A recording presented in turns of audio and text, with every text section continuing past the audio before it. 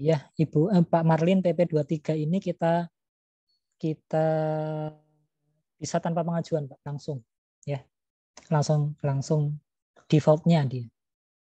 Ya, default-nya. Tidak perlu pengajuan, baik itu orang pribadi maupun badan. Nah, terus kemudian 0,5% itu PPh final. Kalau ditanya masuk pasal mana, Pak? Pasal 4 ayat 2. Jadi PPh pasal 4 ayat 2 itu semuanya sifatnya final. Di dalam PPh pasal 4 ayat 2 itu ada tarif UMKM, pajak UMKM, ada sewa tanah dan bangunan, dan lain sebagainya. Kemudian tarif UMKM 0,5 itu wajib disetorkan sendiri maksimal tanggal 15. Ya, maksimal tanggal 15 bulan berikutnya. Paling lama tanggal 15 ya. Atau 15 setelah berakhirnya masa pajak tadi yang seperti yang saya jelaskan. Nah, tadi kan saya juga jelaskan bahwasanya urutannya itu adalah daftar, bayar, dan lapor. Pak, kalau sudah saya bayar UMKM, tarif UMKM 0,5 ini sudah saya bayar, apakah harus lapor, Pak, setiap bulannya? Nah, di aturannya itu, di ketentuan, kalau sudah dibayarkan, maka dipersamakan dengan lapor. Jadi tanggal bayar sama dengan tanggal lapor. Oleh karena itu, nanti ketika ada keterlambatan, sanksinya juga berbeda cara perhitungannya. Kira-kira seperti ini ya. Nanti saya share screen. Kelihatan ya Bapak Ibu ya, screen saya ya. Belum muncul, Pak. Sudah muncul. Nah, sudah ada, Pak. Sudah ya. Ini Ya. taruhlah misalnya seperti ini. Bapak Ibu punya klien CV Abadi misalnya, atau perusahaan sahabatnya atau keluarganya. Dia pakai tarif UMKM. Contoh, peredaran usaha Januari 2023 itu 230 juta kotor ya. Ini kotor bukan bersih. Karena PPh final dari kotornya. Nah, PPh-nya adalah 0,5% dari ini. Ini 0,5% dari 230 juta itu adalah 1.150.000. 1.150.000 inilah yang harus Bapak buatkan billingnya, kemudian Bapak setorkan. Nah, ini ada beberapa kriteria. Misalnya, ini kan bulan masa Januari, otomatis kan harus dilaporkan maksimal tanggal 15 Februari ya. Dibayar maksimal tanggal 15 Februari. Nah, kalau misalnya dibayar tanggal 12, maka tidak telat bayar dong. Tidak telat lapor juga. Ya, oke, udah benar ya.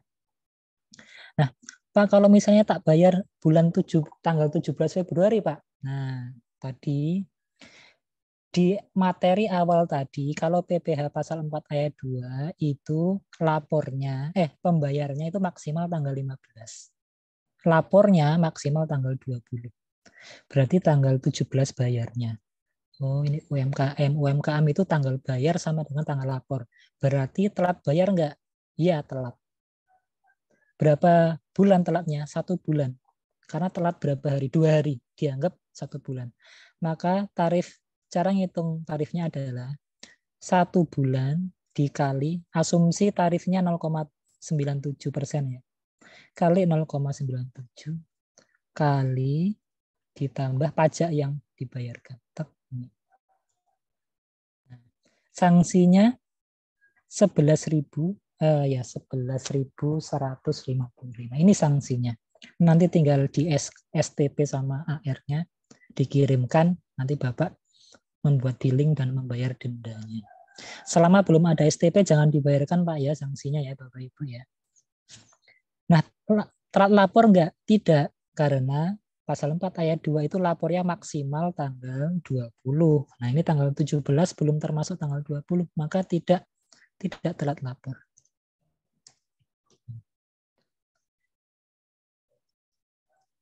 Pertanyaannya adalah, Pak, kalau saya setornya tanggal 23 Februari bagaimana? Nah, setor sama dengan tanggal lapor. Setornya tanggal 23, udah telat. Harusnya tanggal 15. Lapornya harusnya tanggal 20. Nah, ini lapornya tanggal 23 dipersamakan dengan lapor. Maka juga telat. Nah, cara ngitungnya gimana? Sama dengan telat 1 bulan dikali dengan tarifnya dikali dengan pajaknya. Nah, sama. Cuma di sini telat lapor. Berapa telat? Telat melaporkan SPT massa dendanya 100.000. Nah, jadi dendanya itu total dendanya kalau dibayar tanggal 23 Februari adalah 111.150. Ini ya Bapak Ibu ya. Bagi yang teman-teman ada usaha di UMKM. Itu sedikit sharing dari saya.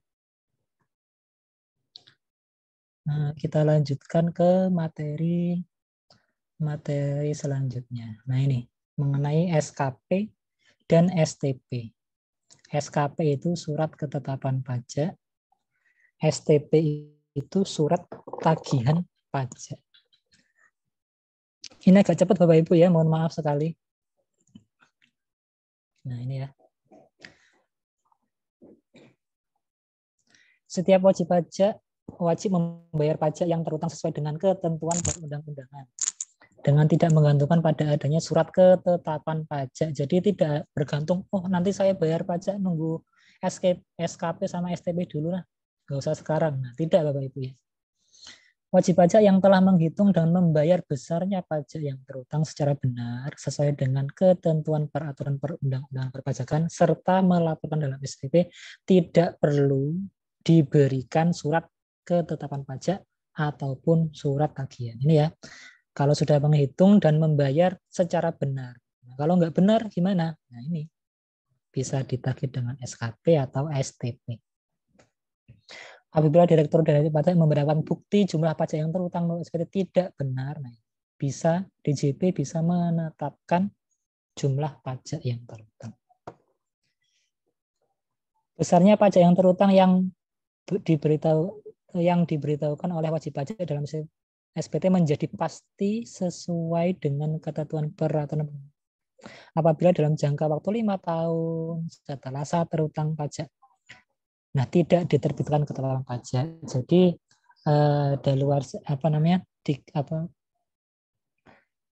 daluarsanya 5 tahun, ya, tidak dilakukan pemeriksaan. STP itu 5 tahun dari saat terutangnya.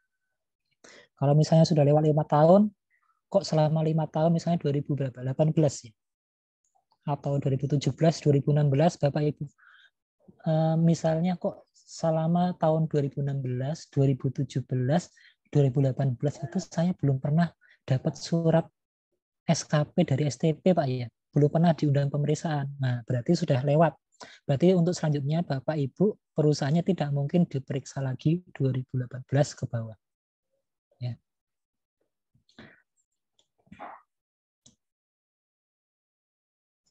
Nah, ini SKP atau STP. SKP ya, SKP itu macamnya ada 4. Pertama SKP KB, surat ketetapan pajak kurang bayar. Jadi nanti menimbulkan ada pajak yang harus Bapak Ibu bayar. Kemudian ada SKP KBT, kurang bayar pajak tambahan. Ini sama, ada mengakibatkan ada pajak yang masih Bapak Ibu bayar. Ada SKPN nihil. Nah, tidak ada yang Bapak Ibu bayar nanti pajaknya. Kemudian ada SKPLB, malah lebih bayar ini. Ada pengembalian pajak yang harus dikembalikan kepada wajib pajak. Surat keterangan pajak diterbitkan untuk satu masa pajak, ini sudah ya tadi ya, bisa diperiksa tiap masa, tiap jenis pajak atau all taxes ya. Bisa. Oke. Mengapa SKPKB terbit? Nah, apa sih SKPKB itu? Surat ketetapan pajak kurang bayar. Kok bisa terbit? Sebab-sebab diterbitkan SKPKB. 1. Terdapat pajak yang tidak atau kurang bayar. Nah, SPT tidak disampaikan dalam jangka waktu penyampaian SPT dan sudah ditegur, tidak juga disampaikan. Nah, maka diperiksa, kemudian muncullah kurang bayar. Kemudian terdapat PPN yang tidak seharusnya dikompensasikan, terdapat kewajiban sebagaimana dimaksud pasal 2829 yang tidak dipenuhi. Nah, ini terkait ini 2829 ini pembukuan pencatatan Bapak Ibu ya. Bapak Ibu diminta pembukuannya, pencatatannya tidak dipenuhi sehingga ada pajak yang kurang bayar, maka ini bisa diterbitkan SKPKB. Kemudian dikukuhkan sebagai PKP secara jabatan atau NPWP jabatan. Nah ini sama ya, SKPKB. Ketika Bapak Ibu diterbitkan SKPKB nanti ada sanksi yang mengikuti. Jadi nanti sanksinya itu bunga, berapa bulan dia terlambatnya, kali bunganya, kemudian kali pokoknya. Sama seperti yang tadi saya jelaskan.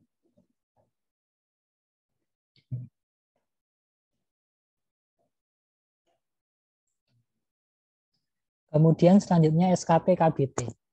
Apa bedanya dengan SKP KB tadi? Ini surat ketetapan pajak kurang bayar tambahan. Nah, ada data baru Bapak Ibu yang tidak diungkapkan. Bapak Ibu setelah diperiksa dapat SKP KB, kemudian Bapak Ibu bayar, ternyata ada data baru. Diperiksa ulang lagi. Ada kurang bayar lagi. Nah, itu namanya SKP KB. Seperti itu. Pemeriksaan ulang Bapak Ibu ya. Sanksinya lebih besar, 100% dari jumlah pajak yang terutang. Tidak seperti tadi ya, berapa bulan telatnya, kemudian kali bunga, kali pokok pajak. Nah ini enggak, langsung pokok pajak, pokoknya berapa, temuannya berapa, kurangnya berapa, langsung kali 100%. Kemudian SKPN, surat ketetapan pajak nihil. Ya.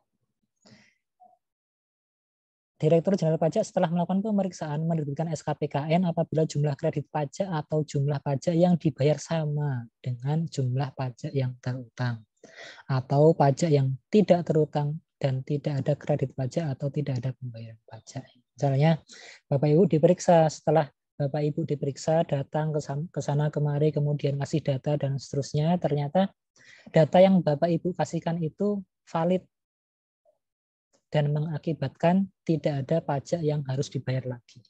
Nah, itu namanya bisa nihil. Ya. Nah, ini ya, ini ketentuannya. Kemudian selanjutnya, mengapa SKPLB bisa terbit? Nah, ini yang lapor PPN sering lebih bayar ini ya.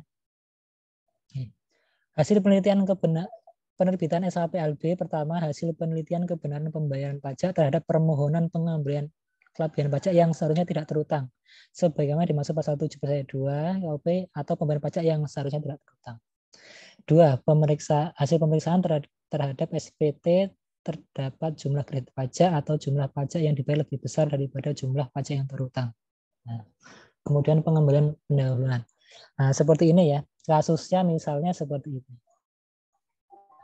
Bapak Ibu mau lapor SPT tahunan badan. Bapak Ibu punya usaha reparasi AC misalnya atau barang-barang elektronik. Ada ketika Bapak Ibu memperbaiki AC atau alat elektronik lainnya, itu kan penghasilan Bapak Ibu dipotong pasal 23. Dipotong pasal 23 oleh perusahaan rekanan. Nah, ketika Bapak Ibu lapor SPT tahunan, misalnya ketemu, pajak tahunan saya itu kira-kira 10 juta misalnya.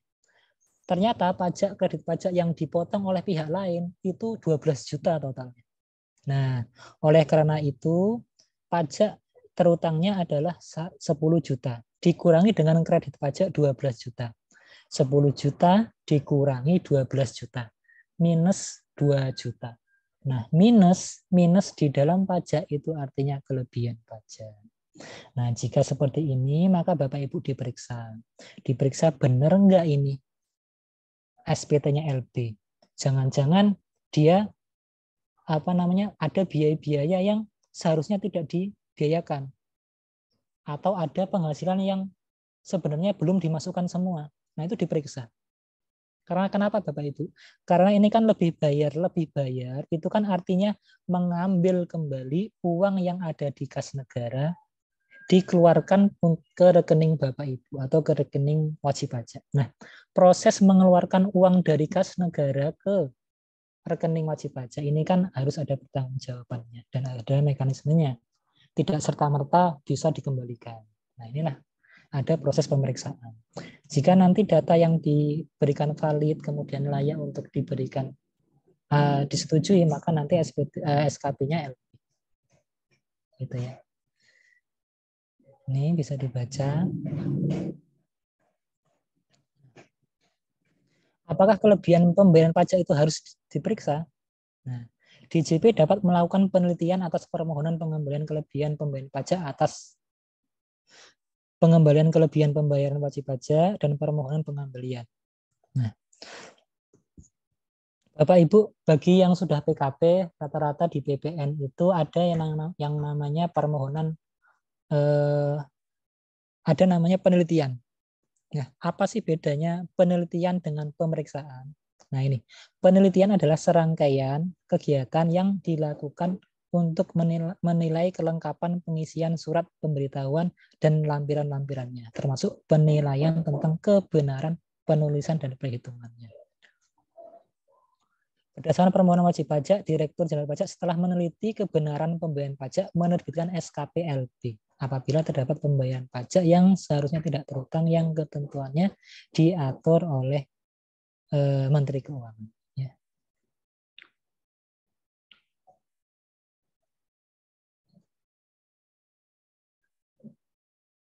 Permohonan pengembalian atas kelebihan pembayaran pajak yang seharusnya tidak terutang dapat diajukan dalam hal ini. Terdapat pembayaran pajak yang bukan merupakan objek pajak yang terutang atau yang seharusnya tidak terutang. 2. Terdapat kelebihan pembayaran pajak oleh wajib pajak yang terkait pajak dalam rangka impor. Terdapat kesalahan pemotongan pemungutan. Terdapat kesalahan pemotongan yang bukan objek pajak. 5. Terdapat kelebihan pemotongan atau pemungutan pajak penghasilan terkait PTBP. Nah, ini bisa dilakukan permohonan pengembalian pajak yang seharusnya tidak terutang. Ini kasusnya dulu pernah saya warisan hibah. Hibah dari anak dari ibu ke anak, hibah atau warisan ya dulu saya warisan kalau misalnya. Warisan ketika dibalik nama notaris, jadi ada warisan dari orang tua ke anak. Dari warisan orang tua ke anak itu kan bukan objek Bapak Ibu ya. Nah, ketika BPHTB itu sama notarisnya, mungkin notaris baru ya, diminta untuk membayar PPh. Nah, ini kan tidak boleh. Karena dari orang tua ke anak itu tidak dipotong pajak, bukan objek. Ya. Jadi ketika ada transaksi seperti itu, kemudian sudah terlanjur dibayarkan, maka bisa mengajukan permohonan pengembalian atas kelebihan pembayaran pajak yang seharusnya tidak terutang. Hibah kalau nggak salah dulu, saya ingat. Nah, siapa yang bisa mengajukan pengembalian kelebihan pembayaran pajak? Nah, ini. Pengembalian pendahuluan kelebihan pembayaran pajak adalah pengembalian kelebihan pembayaran pajak yang diberikan kepada wajib pajak sebagaimana dimaksud pasal 17C, pasal 17D, dan pasal 9 ayat 4C Undang-Undang PPN.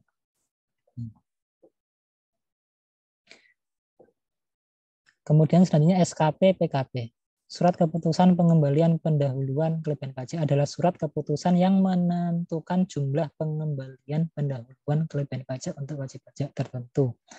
Direktorat Jenderal Pajak menerbitkan SKP PKP setelah melakukan penelitian atas permohonan pengembalian kelebihan pajak, wajib pajak, kriteria tertentu, persyaratan tertentu, atau beresiko rendah. Nah, ini ya, Pak 17C itu apa yang dimaksud kriteria tertentu ini? Nah, wajib pajak kriteria tertentu adalah yaitu wajib pajak yang selalu tepat waktu dalam menyampaikan SPT ya, baik SPT tahunan atau SPT masa. Tidak mempunyai tunggakan pajak. Nah, ini. Kemudian laporan keuangan diaudit oleh akuntan publik. Selanjutnya tidak pernah dipidana. Nah, ini semua harus dipenuhi Bapak Ibu. Kalau misalnya Pak, saya itu sudah tepat waktu menyampaikan SPT, tidak ada tunggakan, tidak pernah dipidana, tapi keuangan saya nggak diaudit, Pak. Boleh nggak nyentang pasal 17D? Ya, tidak bisa, Bapak Ibu ya. Wajib pajak tertentu ini adalah lebih cepat, Bapak Ibu. Pengembalian kelebihannya itu lebih cepat daripada pemeriksaan. Kemudian wajib pajak persyaratan tertentu. Tadi ada kriteria tertentu, kemudian ada persyaratan tertentu.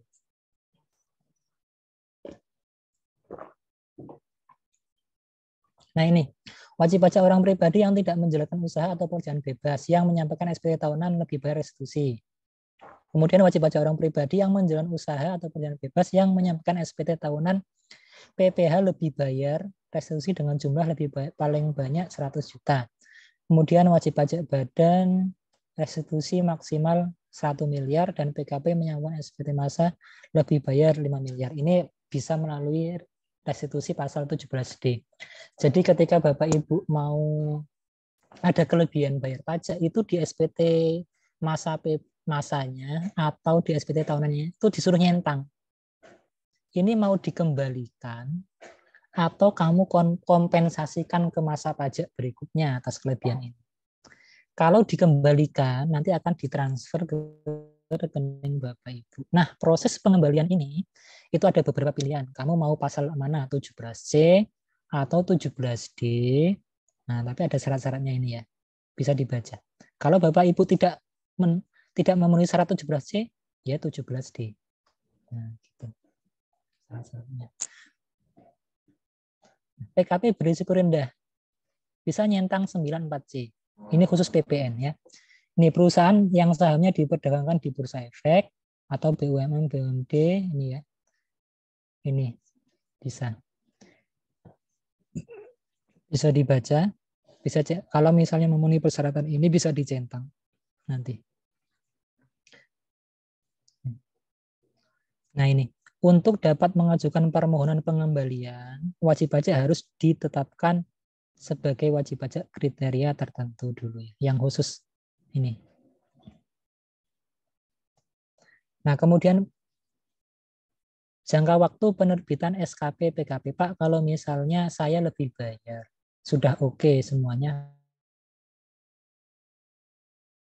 SKP PKP, surat keputusan pembayaran kelebihan pajaknya. Untuk WP kriteria tertentu itu 3 bulan.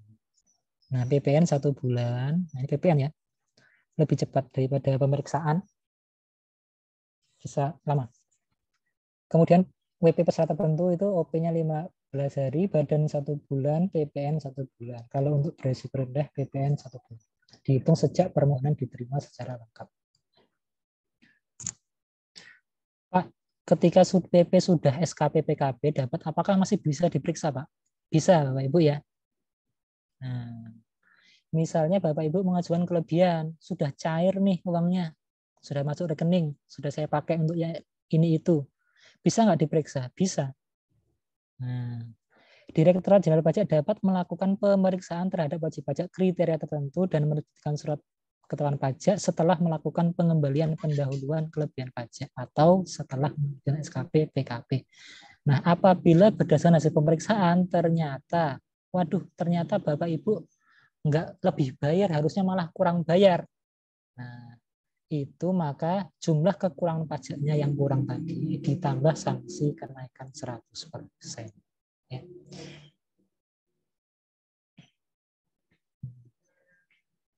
Ini sama wajib pajak persyarat tertentu bisa diperiksa juga. Ya, kalau diperiksa ternyata malah kurang bayar, maka wajib pajak harus membayar nilai SKP KB-nya plus sanksi kenaikannya plus sanksi kenaikan 100%. Kurang bayar pajaknya plus sanksi 100%. Ya. Nah, kalau yang berisiko rendah, ini sanksinya beda. Jumlah kekurangan pajak ditambah dengan sanksi administratif berupa bunga sebagaimana dimaksud pasal 13 ayat 2. Ini sanksi pemeriksaan yang rumusnya tadi bulan dikali tarif dikali jumlah pokok pajaknya. Bapak Ibu ya. Katanya ada restitusi untuk turis asing ya. Ini sekilas saja ini. Jadi jika ada turis asing kemudian dia belanja di Indonesia, otomatis kan dia belanja di Indonesia kena PPN tuh. Nah, ketika barang tersebut akan dikonsumsi ke luar negeri, dibawa pulang ke negaranya, maka di bandara itu ada VAT refund, value added tax refund. Ada itu counternya yang jaga teman-teman dari kantor pajak biasanya. Nah, itu boleh bisa melakukan pengembalian di situ. Pak, kenapa saya ada diterbitkan STP? Nah, ini ya. Surat tagihan pajak adalah surat untuk melakukan tagihan pajak sanksi administrasi. Ya, tadi ya, kalau Bapak Ibu telat bayar, telat lapor, itu sanksinya akan ditagih melalui STP. Jadi misalnya Bapak Ibu merasa, wah Pak, saya kok kurang bayar ya kemarin ya. Saya mau bayar dendanya dong, bagaimana caranya? Nah, itu tunggu dulu. Tunggu adanya surat tagihan pajak yang datang ke rumah. Ya. Baru ketika sudah ada surat itu, Bapak Ibu bisa membayar apa namanya STP-nya. Karena kenapa? Karena STP itu ada produk nomornya, nomor produk hukumnya. Itu nanti diinput waktu membuat billing, baru nanti dibayarkan. Nah ini ya tadi sudah STP, sanksi. Nah ini sanksi ya tadi sudah. Oh iya, untuk PKP, sorry, tambahan. Terhadap pengusaha atau PKP sebagaimana dimaksud pada angka 45, masing-masing selain wajib menyetor pajak utang dikenai sanksi administrasi berupa denda. Jadi gini, kalau posisi Bapak Ibu sudah PKP, PKP itu kan wajib terbit faktur ya, kalau yang tidak digunggung, yang tidak end user atau kriteria yang tertentu. Ketika Bapak Ibu terbit faktur, itu tidak dikenakan denda. Namun ketika tidak menerbitkan faktur atau menerbitkan faktur telat, sanksi administrasinya berupa denda 1% dari nilai DPP-nya. Itu ya, hati-hati ya, jangan sampai telat menerbit faktur, jangan sampai lupa untuk menerbitkan faktur. Tidak boleh telat, tidak boleh tidak terbit. Nah, ini. Sama STP diterbitkan paling lama 5 tahun. Sama. Kecuali STP atas sanksi administrasi pasal 19 ayat 1. Nah ini STP administrasi atas sanksi administratif sebenarnya dimaksud pasal 25 dan STP sanksi administratif sebagaimana dimaksud pasal 27 ya. Nah ini STP mempunyai kekuatan hukum yang sama dengan surat ketetapan pajak. STP mempunyai kekuatan hukum sama dengan SKP. Ini biasanya STP yang kalau untuk telat-telat itu Bapak Ibu yang terbitkan HR-nya biasanya, akun representatifnya. Kalau SKP itu yang menerbitkan ya petugas pemeriksa pajak, bisa fungsional atau fungsional pemeriksa atau akun representatif. Akun representatif itu bisa untuk periksa juga Bapak Ibu ya. Biasanya data konkret itu yang meriksa HR-nya. Ini surat tagihan pajak elektronik sama ya. Apakah SKP, STP harus dikirim? Ya, ini internal kami, SKP dan STP itu bisa dikirim. Mulai langsung, pos, atau elektronik.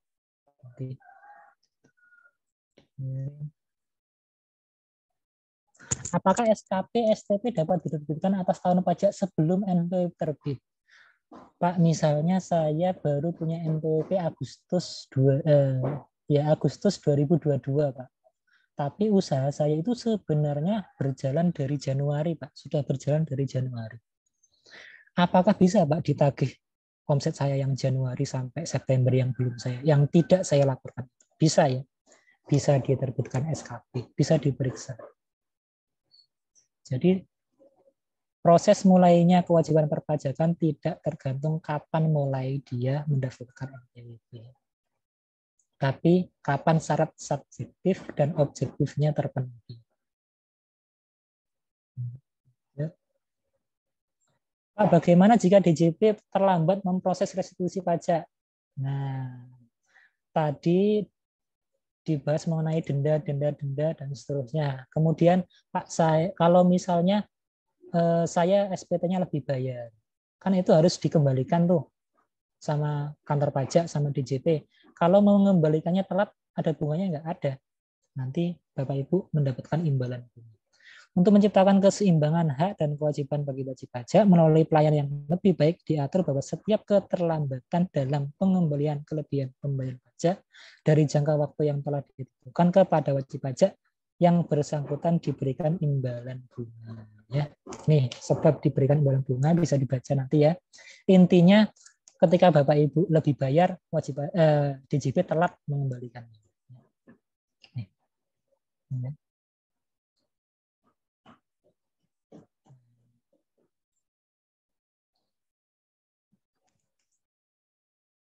Bisa dibaca nanti. Imbalan bunga ini sangat dihindari kantor pajak Bapak Ibu ya. Jadi sebisa mungkin jangan sampai telat mengembalikan. Karena nanti dulu pernah dikasih kayak penalti gitu, dikasih kartu. Pegawai yang sampai telat memproses pengembalian itu akan dikasih kartu kuning. Dan itu berpengaruh kepada performa dia, nilai dia waktu penilaian pegawai.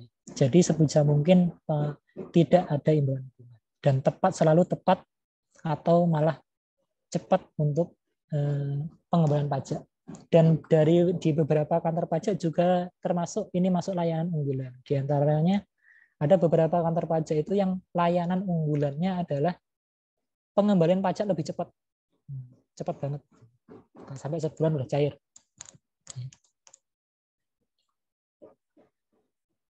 Nah ini ya, kalau ada imbalan bunga,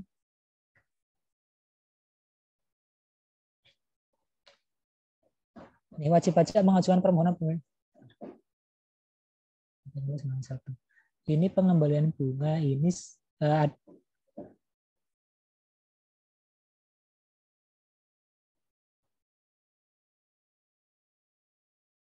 nah ini pengembalian pajak ini, wajib pajak pengembalian mengajukan permohonan pemberian imbalan bunga kepada Kepala KPP tempat wajib pajak terdaftar atau tempat PKP ditentukan ya. Jadi permohonannya itu ke KPP tempat terdaftar. Selanjutnya penagihan pajak ini ya.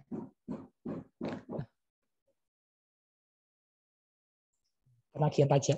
Bapak Ibu saya jelaskan alurnya Bapak Ibu ya.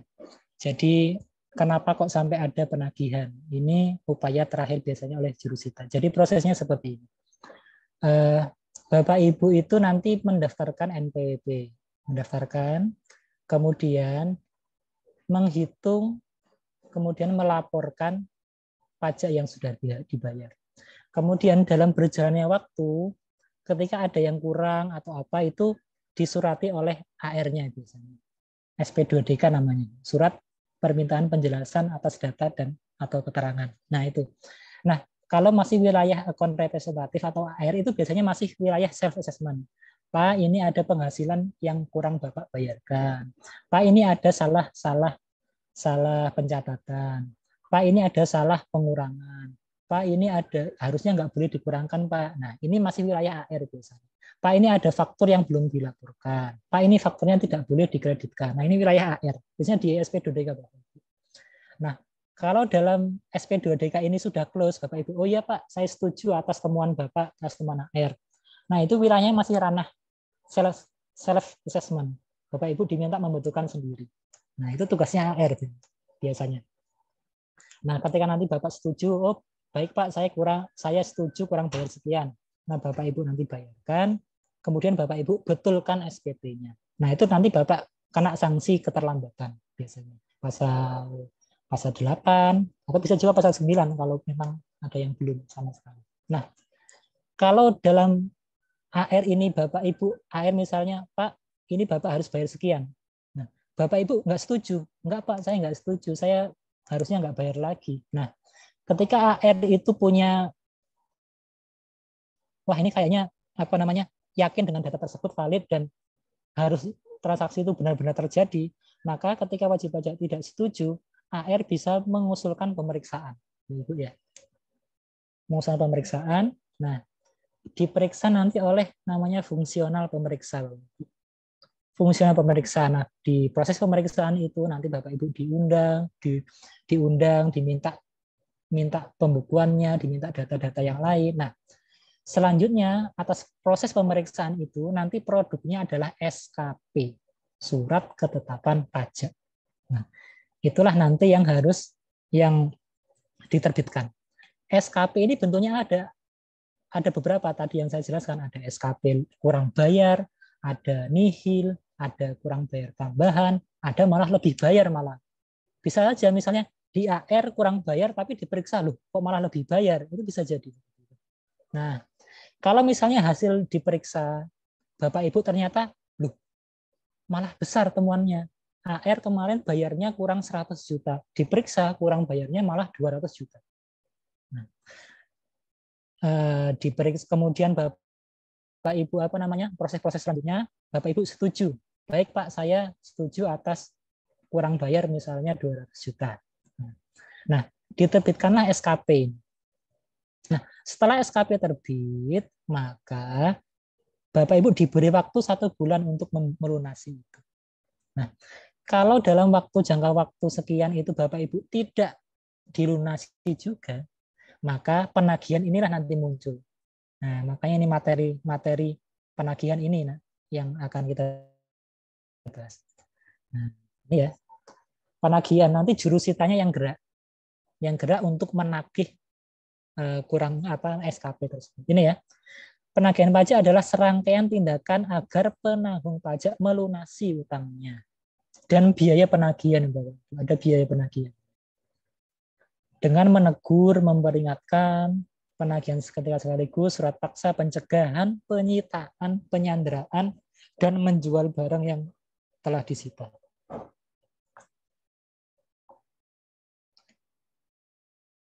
Nah, ini jurusita ya. Nah, ini dasar jurusita nagih itu apa? Nah, dasarnya ya berdasarkan STP, SKP, atau surat SKP KBT, SKP pembutuhan, SKP keberatan, SKP banding. Nah, tadi ya, misalnya gini, Bapak Ibu tadi diperiksa pemeriksa, kok kurang bayar pajak saya 200 juta malah. Nah, ketika diperiksa, Bapak Ibu bisa melakukan banding, bisa melakukan keberatan, bisa melakukan upaya hukum, nanti di belakang ada babnya.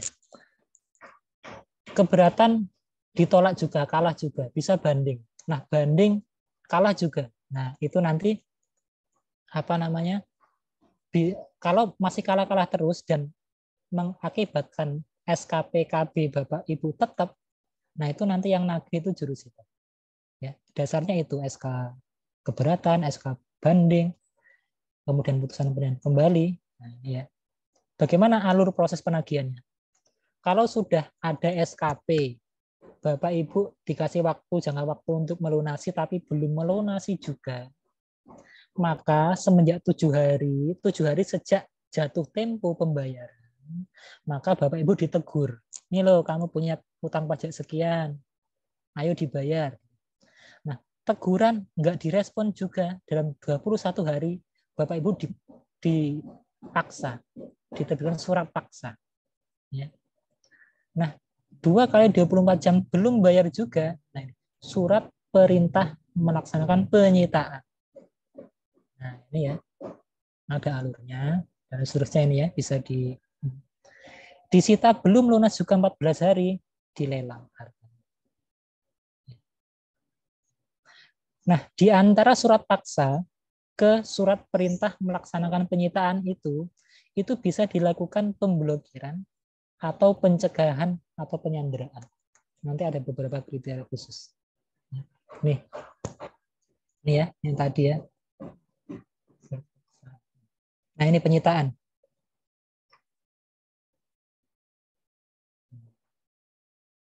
Nah, ini ketika Bapak Ibu tetap tidak bisa membayar utang pajak Ibu, maka barang-barang yang milik wajib pajak bisa dilelang. Nah, ini. Biasanya kalau lelang kita itu dilaksanakan di KPKNL. Ya. Kalau Bapak Ibu lewat di jalan ada kantor KPKNL, kantor kekayaan negara. Saya lupa kepanjangannya.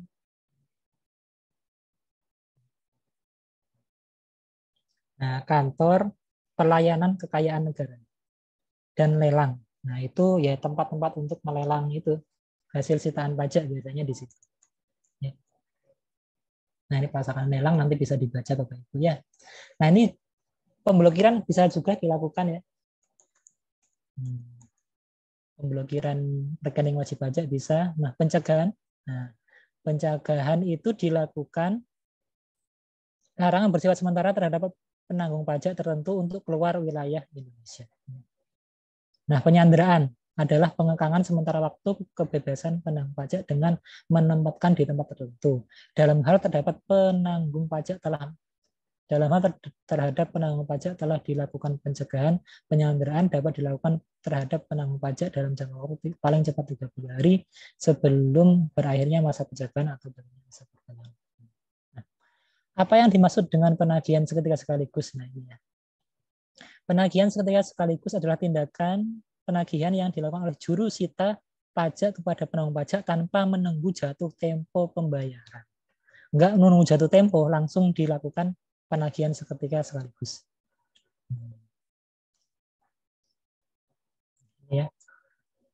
Kenapa sih kok bisa dilakukan penagihan seketika sekaligus ini? Penagihan penanggung pajak akan meninggalkan Indonesia untuk selama-lamanya atau berniat.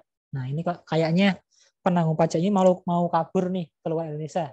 Bisa. Nah, penanggung pajak memindah tangankan barang yang dimiliki atau dikuasai untuk menghentikan atau mengecilkan kegiatan perusahaan atau pekerjaan yang dilakukan di Indonesia. Terdapat tanda-tanda bahwa badan akan dibubarkan. Kemudian badan akan dibubarkan negara, terjadi penyitaan atas barang penanggung pajak oleh pihak ketiga atau terdapat tanda-tanda kepailitan. Apa sih hak mendahului itu? Nah, ini. Negara mempunyai hak mendahului untuk utang pajak atas barang-barang milik penanggung pajak. Jadi misalnya seperti ini. Saya utang pajak saya 100 juta. Di samping saya mempunyai utang pajak, saya juga mempunyai utang di bank, mempunyai utang di koperasi, mempunyai utang di yang lain. Nah, jika negara itu mempunyai hak untuk mendahului daripada utang-utang itu. Bapak Ibu, itu ya. Jadi negara diberikan hak untuk dilunasi lebih dulu daripada utang-utang yang lain.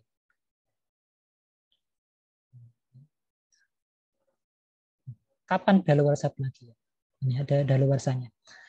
Hak untuk melakukan penagihan pajak termasuk bunga, denda, kenaikan, dan biaya penagihan pajak daluarsa setelah melampaui 5 tahun. Terhitung sejak diterbitkannya SKPKB serta SKPKBT, SK pembetulan, SK keberatan banding, dan serta putusan peninjauan kembali. Ini ya, ada daluarsanya juga. Kalau misalnya dari sejak penerbitan STP SKPKB itu lebih dari 5 tahun, maka sudah tidak bisa dilakukan penagihan lagi. Daluarsa hak mendahului juga 5 tahun, sama bisa dibaca. Apa saja sanksi yang terkait dengan penagihan pajak? Apabila SKPKB atau SKPKBT serta SK pembetulan, SK keberatan banding, PK yang menyebabkan jumlah pajak yang masih harus dibayar bertambah pada saat jatuh tempo pelunasan tidak atau kurang bayar, atas jumlah pajak yang tidak atau kurang dibayar itu dikenakan sanksi berupa bunga sebesar kali bunga per bulan oleh Menteri Keuangan. Sama ya, ada sanksinya juga Bapak Ibu yang terlambat membayar SKP, ada ya. Ada sanksinya juga. Double Bapak Ibu sanksinya. Di dalam SKP itu ada sanksinya. Telat bayar SKP juga ada sanksinya. Contoh, PT SKH menerima SKPKB dengan jumlah yang kurang dibayar 3 miliar. SKPKB diterbitkan tanggal 9 Juni. Maka jatuh tempo pelunasannya itu 8 Juli, sebulan. Tapi PT SKH ini baru bisa melunasi tanggal 22 Juli. Nah, ini telat ya. Telat berapa? 2 minggu, maka 2 minggu dihitung sama dengan telat 1 bulan. Maka sanksi yang harus dibayar adalah 1 bulan kali 0,54% kali 3 miliar. Jadi sanksinya 16,2 juta. 0,54 itu dari mana Pak? Asalnya ini tarif sesuai dengan keputusan Menteri Keuangan yang setiap bulan itu tarifnya berubah-ubah. Jangka waktu penerimaan STP, nah ini ya, bisa dibaca nanti. Nah, ketentuan umum dan tata cara perpajakan. Mohon maaf, ada yang bertanya? Silakan sebelum saya lanjutkan.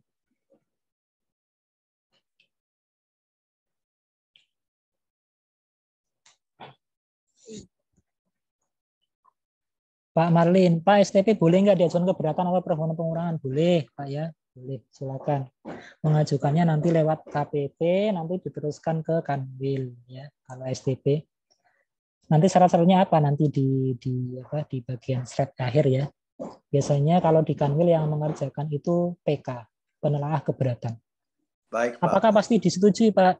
Ya tidak. Nanti PK pasti menghubungi Bapak. Biasanya penelaah keberatannya itu menghubungi wajib pajak. Dia itu nanti menghubungi wajib pajak, menghubungi AR-nya, gitu. Atau yang menerbitkan SKP atau STP. Biasanya dia minta tahu ini alur ceritanya gimana, dulu awalnya bagaimana. Itu kemudian wajib pajak juga biasanya diminta untuk memberikan data-data, termasuk rekening koran. Minta rekening korannya. Itu.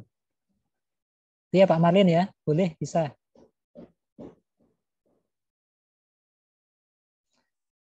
Mbak Ayu, Pak izin bertanya, semisal PT sudah berdiri tahun 2014, itu tahun 2022 tidak lagi pakai PP 23 0,5 ya, tapi pakai yang 11% kah? PT ya, Mbak Ayu, PT PP 23 itu mulai berlaku tahun 2018 ya. Bagi PT yang memenuhi kriteria itu boleh menggunakan PP 23. Khusus untuk PT diberikan waktu 3 tahun. 3 tahun untuk memakai tarif pasal 23. 3 tahunnya dihitung dari mana? Nah, untuk PT yang sudah berdiri tahun 2014, maka menghitung kapan mulai pakai PP 23 itu mulai 2018. Jadi 2018, 19, 20, 3 tahun. Berarti 2021, 2022, 2023 itu harus pakai PPh pasal 17 yang 11%. Itu Mbak Ayu ya. Sudah tidak boleh pakai PP 23. Sekarang namanya bukan PP 23 lagi, PPh final UMKM. Oh iya, ini ada lagi, mohon maaf. Bapak Ibu ada tadi saya jelaskan PT perorangan. Nah, PT perorangan itu juga boleh menggunakan tarif 0,5% PPh final UMKM. Namun jangka waktunya tidak 3 tahun, tapi 4 tahun. Beda ya. Jadi Bapak Ibu misalnya, loh kok teman saya ada PT pakai PP pakai tarif 0,5 4 tahun. Nah, itu biasanya PT perorangan. Ya. Mbak Vina, izin Pak, kalau PT yang baru bergerak apa ini? Bergerak kurang dari setahun. Apakah ada kompensasi untuk pembayaran pajak progresif 0,1? 0,1. 0,5 ya, mungkin ya, Mbak Vina ya.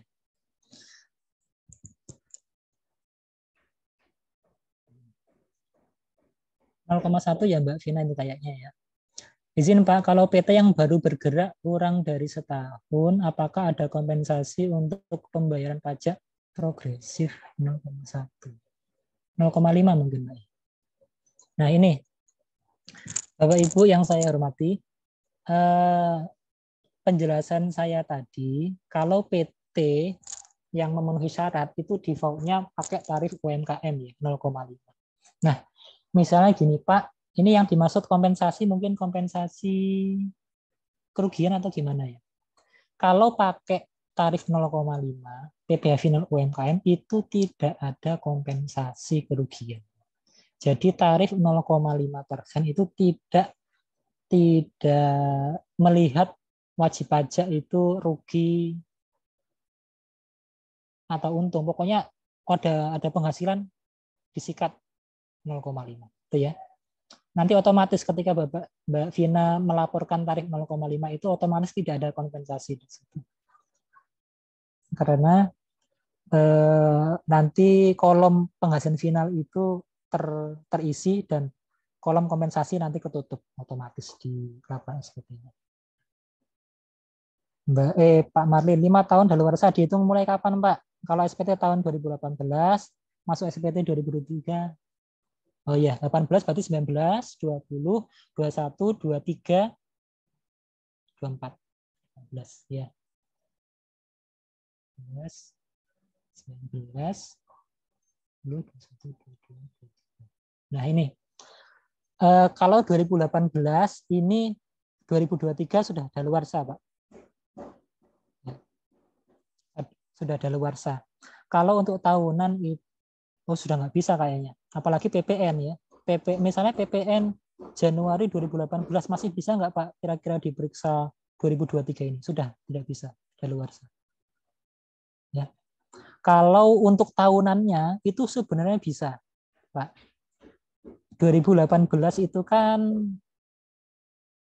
apa namanya? Jatuh tempo pembayarannya kan 2018, kalau badan itu kan Januari, Februari, Maret, April ya. April 2019. Maka ngitungnya dari April 2019 itu. 5 tahunnya. Tetapi itu kan harus selesai 2023 juga bulan April ya atau Maret. Kayaknya itu tidak mungkin diperiksa karena prosesnya pemeriksaan itu lama dan itu sebelum diperiksa biasanya sudah daluarsa. Kebanyakan pemeriksa itu sudah tidak, kalau sudah mendekati daluarsa itu tidak diperiksa. Gitu Pak Marlin ya.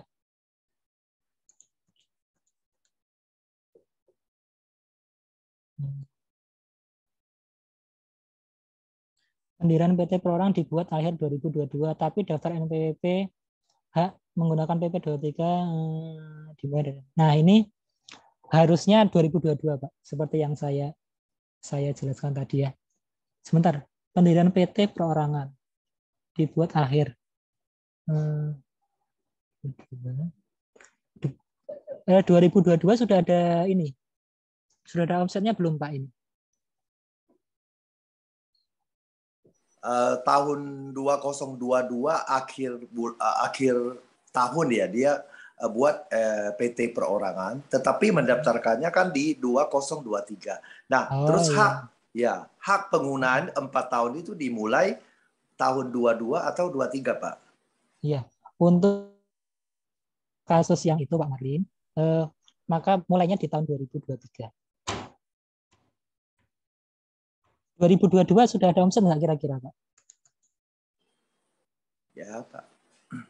Halo, Pak. Halo, Pak. Jadi dimulai tahun 2023 begitu, Pak? Oh, iya sebentar.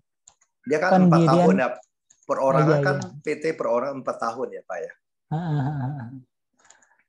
Kalau di aturan undang-undang itu sejak kapan dia terdaftar? Justru itu saya ada double penafsiran ya. Sejak berdirinya PT atau sejak didaftarkan di DPJ, Pak. Kalau kasus seperti itu, halo? Ya, Pak. Iya. Dilihat di Undang-Undang PP 55-nya, Pak ya? Ya. Berarti PP 5. Halo? Ya, Pak. Putus.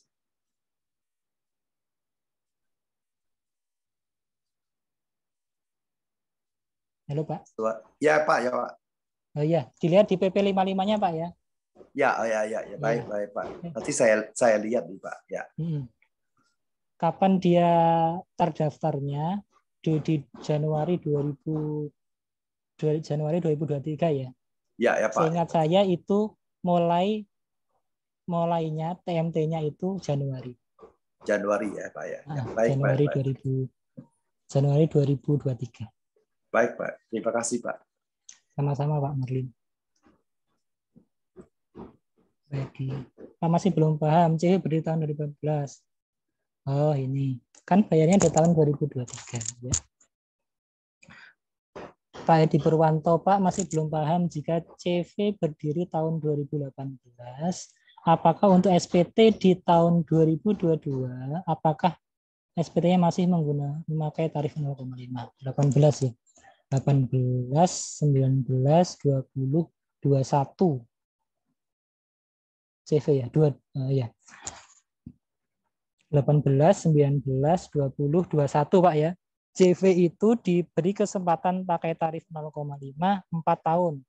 Berarti berdiri 2018, berarti 18, 19, 20, 21. 21 ya. Berarti tahun 2022 sudah tidak boleh pakai tarif 0,5, pakai tarif normal. Itu ya. Apakah SPT-nya masih pakai 0,5 untuk tahun 2022? Tidak. Pakai tarif normal. Pak, saya Januari sampai Desember 22 itu sudah terlanjur bayar 0,5. Boleh enggak? Tidak boleh. Kalau sudah terlanjur, nanti harus dipemindah bukuan, Pak. Ya. Dipindah bukukan. Gini, jadi solusinya Pak Edi Purwanto, Bapak 2022 sudah tidak boleh pakai tarif 0,5. Harus pakai tarif normal, pasal 17. Jadi Bapak hitung nanti pendapatan berapa, biaya HPP berapa, biaya berapa, ketemu laba bersih. Nah, laba bersih itulah yang dipajeki. Ya, 11% lah ya, 11%. Kalau di bawah 50 juta. Ya. Nah, pajaknya berapa itu? Nah, pajaknya berapa itu yang Bapak bayar. Kalau sudah terlanjur pakai 0,5, yang 0,5 itu dipindah bukuan ke apa namanya? Dipindah bukukan ke pajak itu, pasal 17 tadi yang terutang. 11% kali laba bersih ya. Atau kali laba sebelum pajak. Itu dengan syarat omsetnya di bawah. Pakai fasilitas 31E. Itu ada lagi.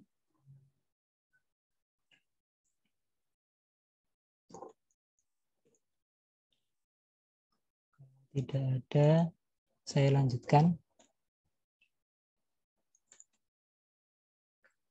Ada lagi. Kemarin kalau WP baru mulai terdaftar 2023 menggunakan UMKM tetap WP apa ini Pak? WP badan atau OP? Maksudnya WP baru, Pak. Baru terdaftar jadi wajib pajak. Berarti 2023. Berarti dia masih dapat menggunakan 7 tahun sejak 2023. Betul nggak, Pak? Ini apa? Orang pribadi atau badan? Kenapa? Perorangan, Pak. Oh iya. Perorangan. Iya, Pak. Orang pribadi WP OP ya, Pak.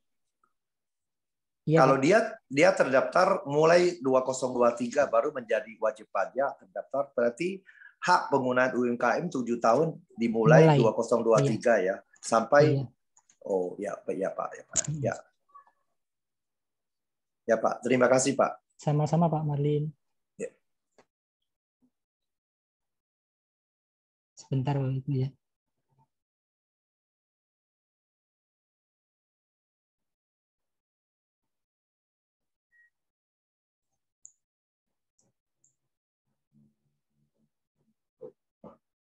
Upaya hukum di DJP Bapak Ibu ya.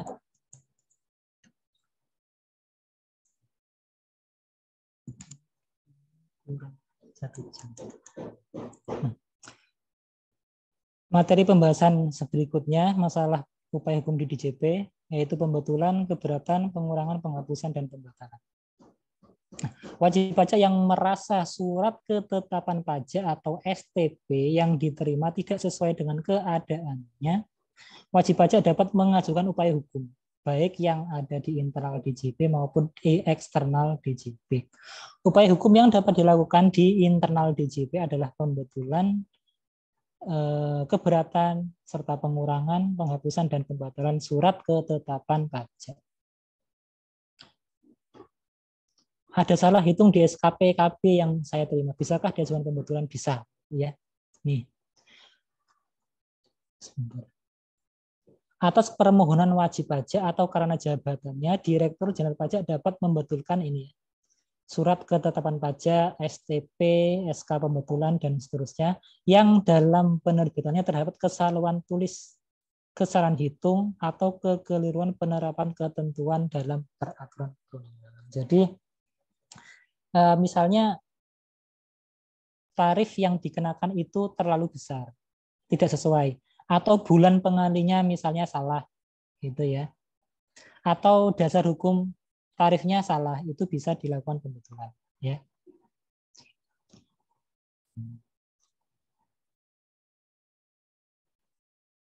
Nah, ini kesalahan tulis, ya, kesalahan nama, alamat, NPWP, nomor surat keterangan pajak, tidak mempengaruhi jumlah pajak terutang. Kesalahan hitung, ini ya, kesalahan hitung yang berasal dari penjumlahan, ya. Kesalahan hitung yang diakibatkan adanya penerbitan SKP, STP,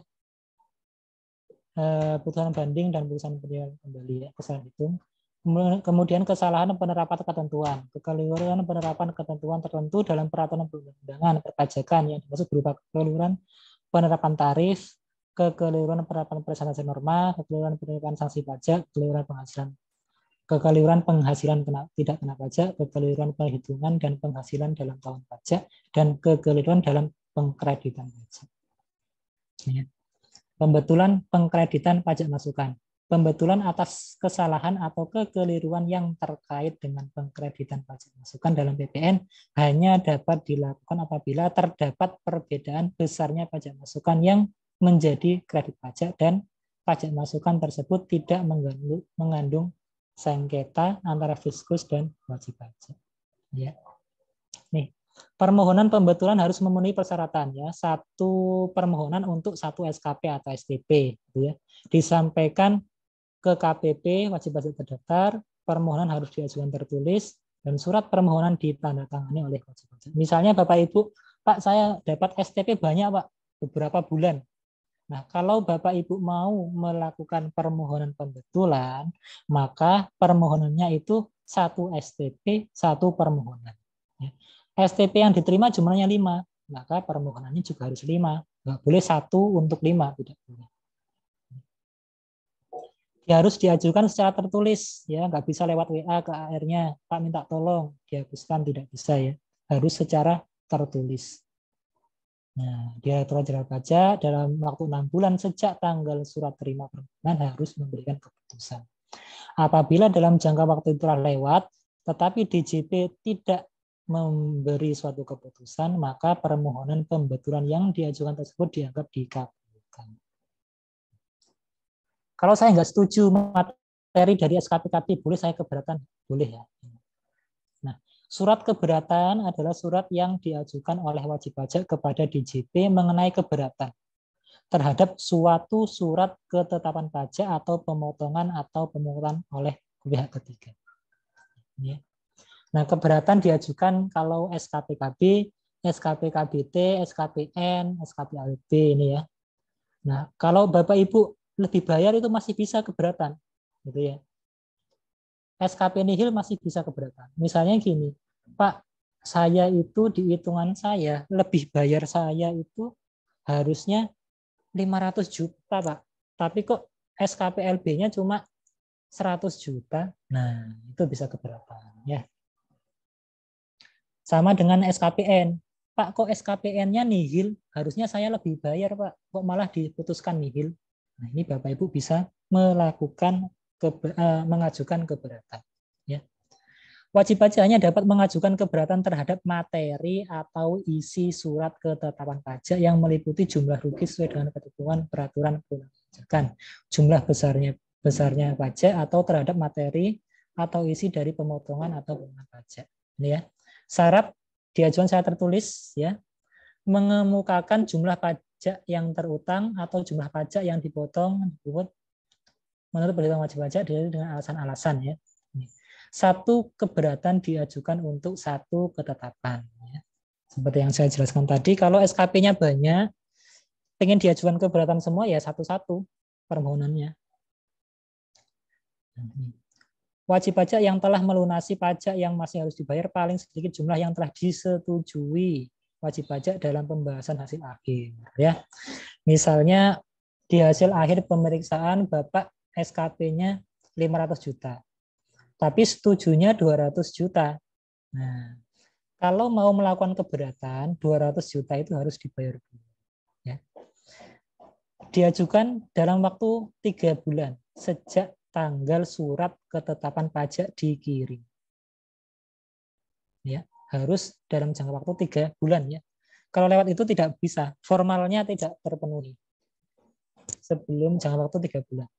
Surat keberatan ditandatangani oleh wajib pajak atau kuasa wajib pajak dan wajib pajak tidak mengajukan permohonan sebagaimana dimaksud pasal 36 Undang-Undang KUP.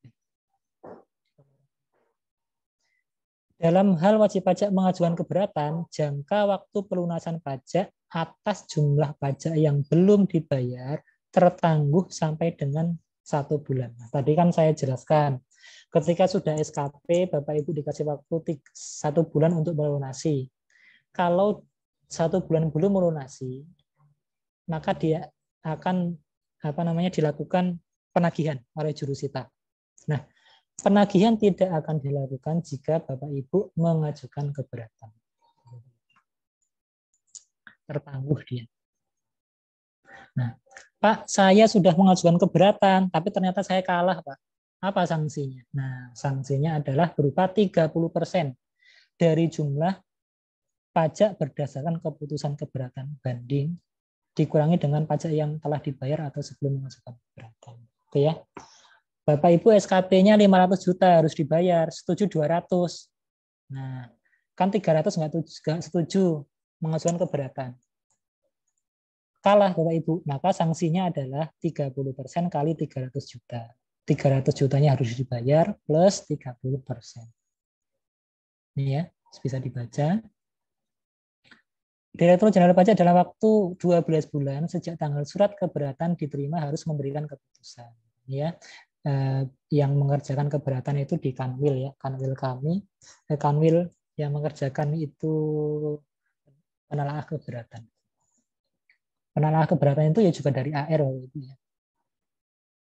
Dulu pernah AR gitu atau pelaksana bisa langsung naik jadi penelaah keberatan.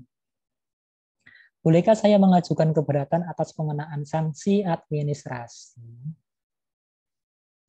Wajib pajak hanya dapat mengajukan keberatan atas materi atau isi surat ketetapan pajak. Terkait pengenaan sanksi administrasi, wajib pajak dapat mengajukan permohonan pengurangan atau penghapusan sanksi. Ya, itu ya. Kalau sanksi administrasi hanya dapat dilakukan permohonan pengurangan atau penghapusan. Pengurangan atau penghapusan. Ya. Bagaimana cara mengajukan permohonan penghapusan sanksi? Nah ini biasanya yang dapat STP. STP itu kan sanksi administrasi Bapak Ibu ya. Jadi STP misalnya Bapak Ibu, Pak saya telat bayar Pak. Pokoknya besar sehingga sanksinya itu besar sekali. Bisa nggak saya ajukan permohonan penghapusan sanksi? Bisa ya. Pengurangan atau penghapusan. Bisa dikurangkan atau minta dikurangkan atau minta dihapuskan.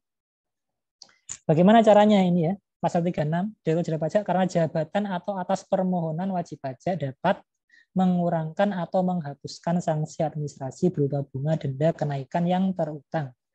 Sesuai dengan ketentuan peraturan perundang-undangan perpajakan, dalam hal sanksi tersebut dikenakan karena kekhilafan wajib pajak atau bukan karena kesalahan. Nah, ini membuktikan kekhilafan ini yang kadang sedikit agak tricky Bapak Ibu ya. Mengurangkan atau membatalkan suatu ketetapan pajak yang tidak benar. C. Mengurangkan atau membatalkan surat tagihan pajak sebagaimana dimaksud dalam pasal 14. Ya. Kemudian membatalkan hasil pemeriksaan pajak atau surat ketetapan pajak dari hasil pemeriksaan yang dilaksanakan tanpa menyampaikan surat pemberitahuan hasil pemeriksaan atau pembahasan akhir hasil pemeriksaan. Ini yang saya lakukan kemarin itu banyak waktu migrasi aplikasi itu banyak wajib pajak yang dapat sanksi double Bapak Ibu. Jadi misalnya masa Mei 2021 itu sanksinya double. Dan nilainya sama. Misalnya telat lapor PPN, disanksi 500.000. Kemudian datang lagi sanksi PPN 500.000 dengan di masa pajak yang sama. Nah, itu dengan jabatannya DJP bisa menghapuskan. Itu kemarin migrasi aplikasi ada beberapa yang double sanksinya. Pasal 36 ayat 1A, sanksi administrasi yang dapat dikurangkan atau dihapuskan berdasarkan permohonan wajib pajak sebagaimana dimaksud pasal 36 ayat 1A meliputi ini. Sanksi yang tercantum dalam SKP, kemudian sanksi yang tercantum dalam STP yang terkait dengan penerbitan surat keterangan pajak kecuali sanksi administrasi yang tercantum dalam STP yang diterbitkan misalnya pasal 25 dan seterusnya. Sanksi administrasi yang tercantum dalam STP selain STP sebagaimana dimaksud pada angka 2. Ini syarat pengajuan permohonan penghapusan.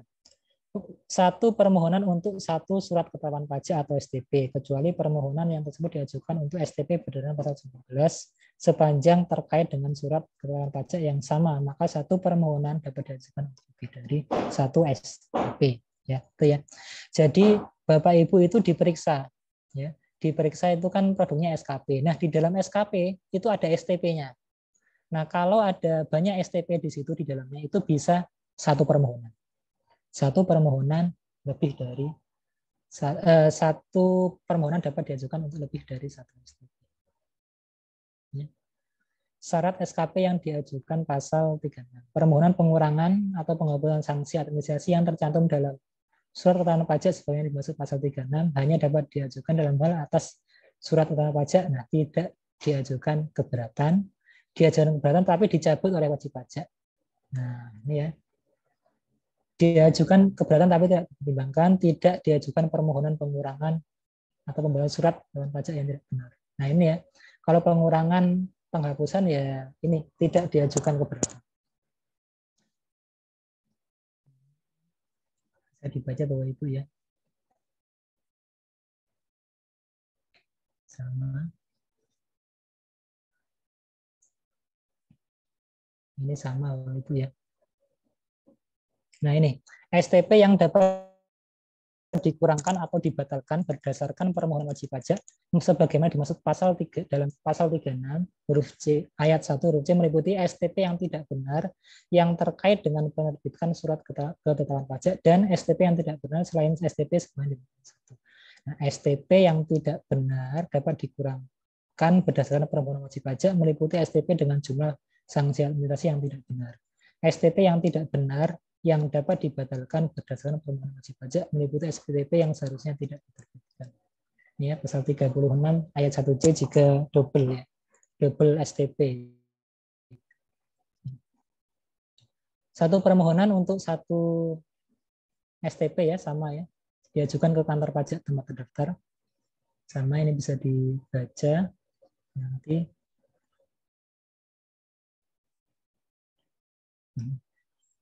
36 ayat 1D surat ketetapan pajak hasil pemeriksaan yang dapat dibatalkan berdasarkan permohonan wajib pajak sebagaimana dimaksud pasal 36 ayat 1 huruf D adalah surat ketetapan pajak yang diterbitkan tanpa menyampaikan surat pemberitahuan hasil pemeriksaan atau pembahasan hasil.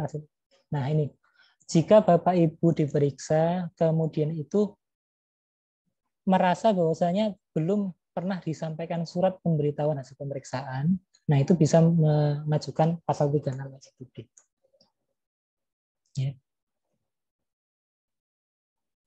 Nah ini sama ya syaratnya satu permohonan untuk satu SKP dan seterusnya nanti bisa dibaca. Nah, kapan jangka waktu mengajukan permohonan penghapusan sanksi administrasi ini ya berbeda dengan pengajuan keberatan. Pengajuan permohonan pengurangan, penghapusan atau pembatalan sesuai dengan pasal 36 tidak diatur jangka waktunya. Bebas Bapak Ibu, nggak diatur. Apakah itu 3 bulan setelah hasil pemeriksaan atau dan seterusnya tidak diatur ya. Permohonan pengurangan penghapusan atau pembatalan sebagaimana dimaksud 36 ayat 1 dapat diajukan oleh wajib pajak paling banyak 2 kali, kecuali permohonan pembatalan surat keterangan pajak dari hasil pemeriksaan pasal 36 ayat 1 huruf D. Permohonan pembatalan surat keterangan pajak dari hasil pemeriksaan hanya dapat diajukan paling banyak 1 kali. Dalam hal wajib pajak mengajukan permohonan pengurangan atau penghapusan sanksi administrasi yang kedua, permohonan tersebut harus diajukan dalam jangka waktu paling lama 3 bulan sejak tanggal keputusan permohonan yang pertama. Maksimal 2 kali Bapak Ibu ya. Dalam jangka waktu 6 bulan, DJP harus memberikan keputusan atas permohonan yang diajukan. Kemudian ketentuan umum di luar DJP. Banding dan gugatan. Tadi keberatan dilakukan masih di internal Bapak Ibu ya, di Kanwil DJP. Nah, untuk banding itu gugatan itu dilakukan di pengadilan pajak di luar instansi Direktorat Jenderal Pajak. Bagaimana cara mengajukan banding? Bapak Ibu di SKP oleh pemeriksa nggak puas mengajukan keberatan ditolak kalah, Bapak Ibu masih bisa mengajukan banding. Nah, banding adalah upaya hukum yang dapat dilakukan oleh wajib pajak untuk menanggung pajak atau penanggung pajak terhadap keputusan yang dapat diajukan banding berdasarkan peraturan perundangan. Ini ya, wajib pajak dapat mengajukan permohonan banding hanya kepada Badan Peradilan Pajak atas surat keputusan keberatan. Badan Peradilan Pajak untuk keberatan banding adalah pengadilan pajak. Mengajukannya di pengadilan pajak. Nah, ini syaratnya diajukan oleh WP, ahli warisnya atau pengurus dalam bahasa Indonesia. Ini perlu diperhatikan formalnya. Diajukan dalam jangka waktu 3 bulan sejak tanggal diterima keputusan yang diajukan banding. Jangan sampai lewat 3 bulan. Kalau sudah lewat 3 bulan, maka ditolak oleh pengadilan pajak. 1 keputusan diajukan untuk 1 surat keputusan banding. Itu ya. Nah ini. Ada syarat lagi. Jumlah pajak yang terutang telah dibayar sebesar 50%. Harus bayar dulu 50% kalau mau banding.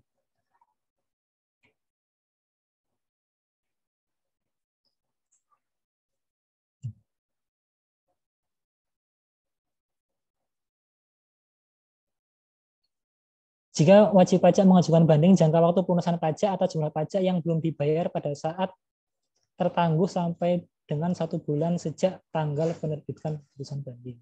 Ini ya sama yang tadi ya. Nah, kalau saya sudah banding, bagaimana jika ditolak? Nah, ini ya. Putusan banding adalah putusan Badan Peradilan Pajak atas banding terhadap surat keputusan keberatan yang diajukan wajib pajak. Nah, putusan ini bisa menolak, mengabulkan sebagian, atau seluruhnya, menambah pajak yang harus dibayar, tidak dapat diterima, membetulkan kesalahan, dan membetulkan kesalahan tulis dan atau kesalahan hitung, atau membatalkan. Nah ini.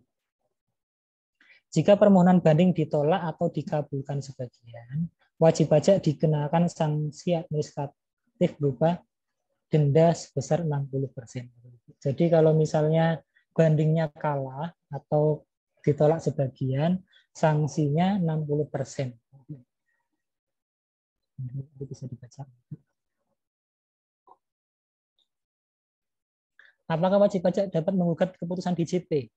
Gugatan adalah upaya hukum yang dapat dilakukan oleh wajib pajak atau penanggung pajak terhadap pelaksanaan penagihan pajak atau terhadap keputusan yang dapat diajukan gugatan berdasarkan peraturan perundang-undangan perpajakan yang berlaku. Ya.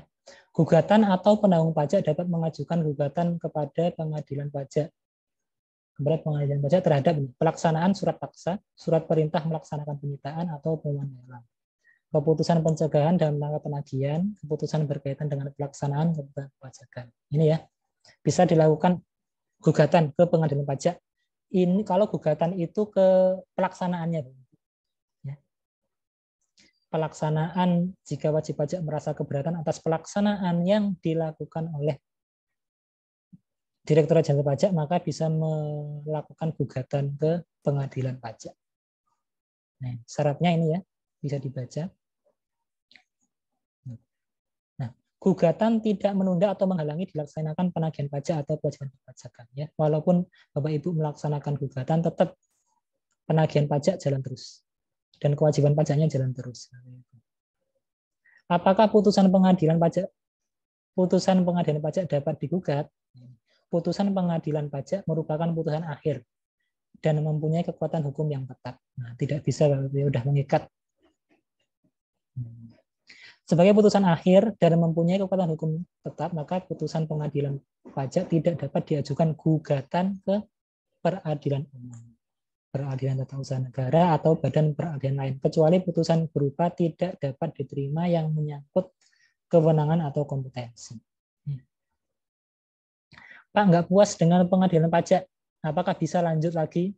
Nah, pihak-pihak yang bersengketa dapat mengajukan peninjauan kembali atas putusan pengadilan pajak kepada Mahkamah Agung jika belum menerima putusan pengadilan pajak. Misalnya tadi keberatan kalah, kemudian belum puas, banding kalah lagi. Nah, setelah banding, ini upaya terakhir itu di MA, melakukan peninjauan kembali di Mahkamah Agung. Ini ya. Syaratnya hanya dapat diajukan 1 kali kepada Mahkamah Agung melalui pengadilan pajak. Nah, tidak menangguhkan atau menghentikan pelaksanaan putusan pengadilan, dapat dicabut sebelum diputus, dan dalam hal sudah dicabut, permohonan peninjauan kembali tersebut tidak dapat diajukan lagi.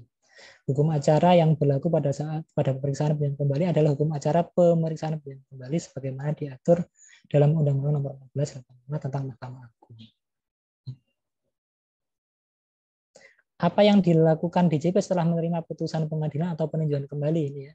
DJP bisa menerbitkan surat pelaksanaan putusan banding setelah menerima putusan banding, kemudian surat pelaksanaan putusan peninjauan kembali setelah menerima putusan peninjauan kembali, dan surat pelaksanaan putusan gugatan.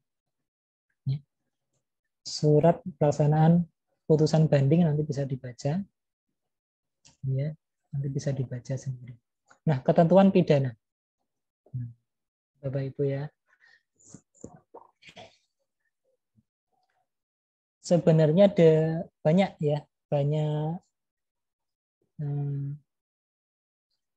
faktor-faktor yang menyebabkan wajib pajak itu bisa dipidana di bidang perpajakan. Bahkan ini, Alpa tidak menyampaikan SPT atau menyampaikan SPT yang isinya tidak benar, itu masuk kategori pidana di bidang perpajakan. Hati-hati Bapak Ibu ya. Nah ini. Tadi ini Alpa, yang ini sengaja seperti yang sudah saya jelaskan tadi. Ya, jadi baca tadi. Ini sengaja tidak mendaftarkan diri untuk diberikan NPWP, dikenakan sebagai PKP, menyalahgunakan NPWP, menyalahgunakan PKP, tidak menyampaikan SPT, menyampaikan SPT tapi isinya tidak benar, menyampaikan SPT tapi isinya tidak benar, atau menolak untuk dilakukan pemeriksaan, sehingga dapat menimbulkan kerugian negara. Nah, ini setiap orang yang dengan sengaja memperlihatkan pembukuan, pencatatan atau dokumen lain yang palsu atau dipalsukan, ini ya. Palsu atau dipalsukan. Kemudian tidak menyelenggarakan pembukuan atau pencatatan di Indonesia, tidak memperlihatkan atau tidak meminjam buku, tidak meminjamkan buku, catatan atau dokumen lainnya, tidak menyimpan buku, catatan, dokumen lainnya, ini ya.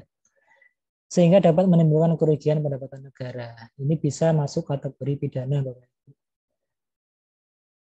Ini, setiap orang yang dengan sengaja menerbitkan atau menggunakan faktur pajak, bukti potong, bukti pungut yang tidak berdasarkan transaksi sebenarnya. Kalau biasa kita sebut faktur pajak TBTS. Bapak Ibu barangkali sering pernah mendengar berita faktur pajak TBTS. TBTS itu tidak berdasarkan transaksi yang sebenarnya. Itu diancam dengan pidana, Bapak Ibu, dan ini banyak kalau kasus ini ya, faktur pajak TBTS. Kemudian menerbitkan faktur pajak tetapi belum dikukuhkan sebagai pengusaha kena pajak. Sepertinya sekarang nggak bisa ya. Semua dulu masih bisa Bapak Ibu ya. Atau sekarang ada wajib pajak, saya pernah mengalami wajib pajak itu diterbitkan faktur pajak yang format lama. Nah, format lama yang masih tanda tangan basah stempel. Nah, sekarang tidak berlaku lagi ya. Semua faktur pajak itu sudah terbarcode. Jadi tidak bisa dipalsukan gitu ya. Walaupun dipalsukan sangat mudah oleh kami untuk mendeteksi. Nah ini, jangka waktu penuntutan. Tindak pidana di bidang perpajakan tidak dapat dilakukan penuntutan setelah lampau waktu 10 tahun. Sejak terutang pajak, berakhirnya sepajak, bagian tahun pajak, atau berakhirnya tahun pajak yang bersangkutan. Penyidikan, ini hanya, mohon maaf saya cepatkan Bapak Ibu, ini hanya sekedar pengetahuan saja ya. Ini penyidikan, penyidik di kami itu ada di Kanwil kantor pusat. Kalau di KPP nggak ada penyidik. Penyidik ini biasanya dari fungsional pemeriksa. Kemudian diberikan pelatihan, disumpah jabatan menjadi penyidik. Penyidik tindak pidana di bidang perpajakan adalah serangkaian tindakan yang dilakukan oleh penyidik. Penyidik untuk mencari serta mengumpulkan bukti yang dengan bukti itu membuat terang tindak pidana di bidang perpajakan yang terjadi serta menemukan tersangka. Penyidik ini ya, PNS di lingkungan Direktorat Jenderal Pajak yang diberi wewenang khusus, diberikan pelatihan, wewenang, ya. Wewenang penyidik nanti bisa dibaca. Nih. Sama kayak penyidik Polri, Bapak Ibu ya. Penyidik KPK juga sama. Nah, penyidik menghentikan penyidikan dalam hal wajib pajak melakukan pengungkapan ketidakbenaran perbuatan sebagaimana diatur pasal 8. Nah, kemudian tidak terdapat cukup bukti. Peristiwa tersebut bukan merupakan tindak pidana di bidang perpajakan atau demi hukum. Ini ya, bisa dihentikan. 2019 ada wajib pajak saya itu dihentikan penyidikannya karena dia melakukan pengungkapan ketidakbenaran.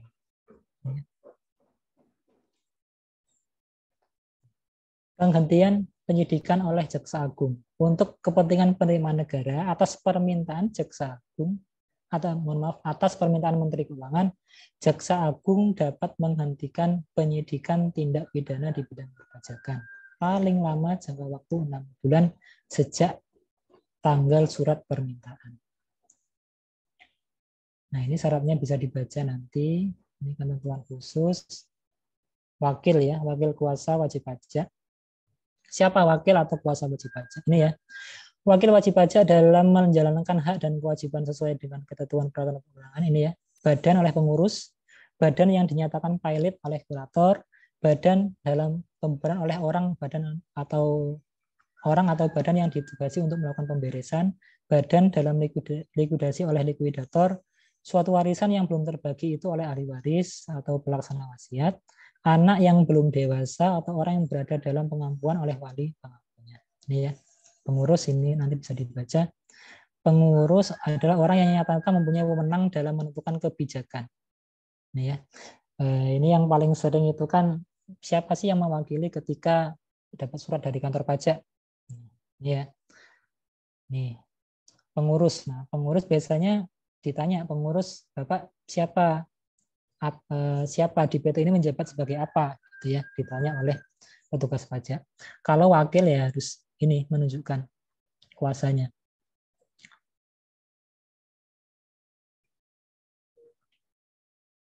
Ini ya. Walaupun orang pengurus adalah orang yang nyata-nyata mempunyai wewenang dalam menentukan kebijaksanaan dan atau pengambil keputusan dalam rangka menjalankan kegiatan perusahaan. Misalnya berwenang menandatangani kontrak dengan pihak ketiga, menandatangani cek dan sebagainya, walaupun orang tersebut tidak tercantum dalam namanya dalam susunan pengurus. Ya.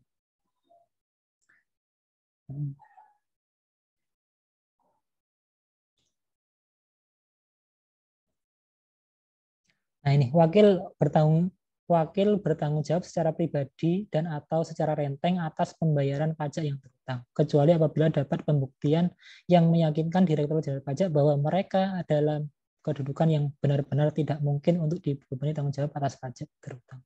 Ya.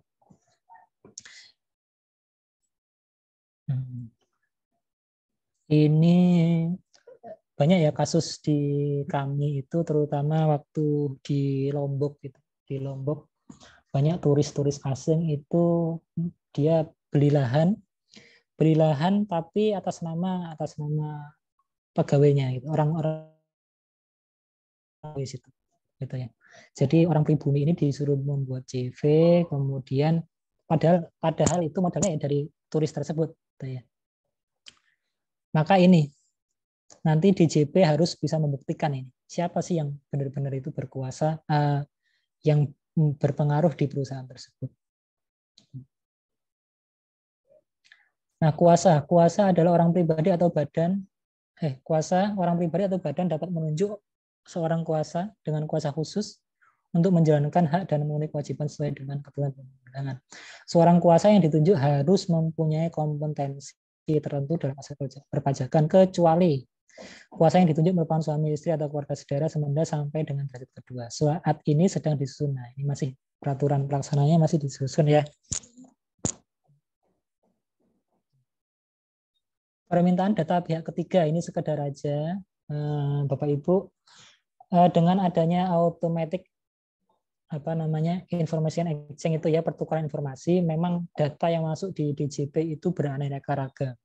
Setiap bulan itu bank, kemudian notaris dan lembaga lainnya, kantor administrasi pemerintahan, syah bandar, pelabuhan itu selalu mengirimkan data ke kami ya, ke DJP sebagai bahan ini pertukaran data.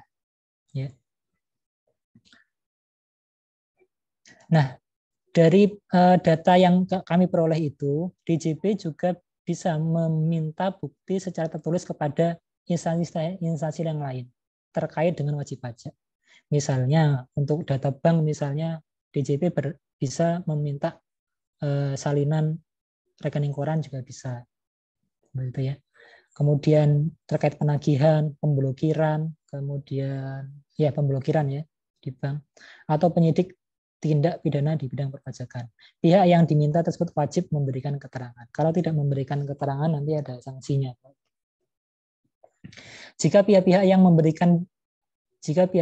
memberikan data terkait oleh kewajiban yang data terikat oleh kewajiban merahasiakan untuk keperluan pemeriksaan, penagihan, atau penyidikan tindak pidana di bidang perpajakan, kewajiban merahasiakan tersebut ditiadakan.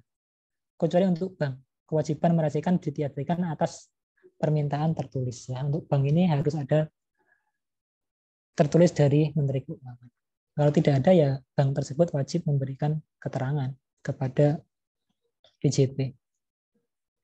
ILAP ya. Ini seperti yang saya jelaskan tadi, ILAP itu adalah setiap instansi pemerintah, lembaga, asosiasi, dan pihak lain wajib memberikan data. Notaris, syah bandar, dinas perdagangan, bea cukai, itu rutin mengirimkan data ke kantor, ke Direktorat Jenderal Pajak. Nah, ini sudah. Nah, setiap orang yang wajib memberikan keterangan, setiap orang yang wajib memberikan keterangan atau bukti yang diminta sebagaimana dimaksud pasal 35 Undang-Undang KUP, tetapi dengan sengaja tidak memberikan keterangan atau bukti, atau memberi keterangan atau bukti yang tidak benar, dipidana dengan pidana kurungan paling lama 1 tahun dan denda paling banyak 25 miliar. Ya, 1 tahun dan denda.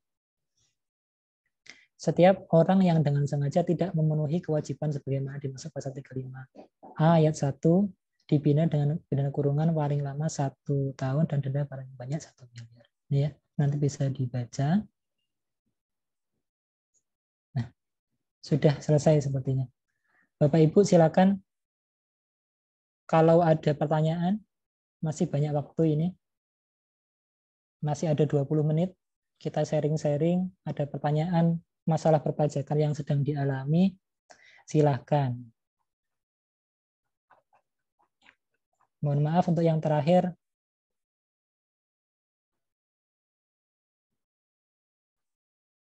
Untuk terakhir agak cepat Bapak Ibu ya.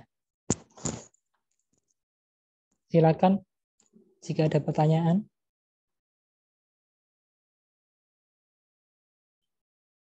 Nih.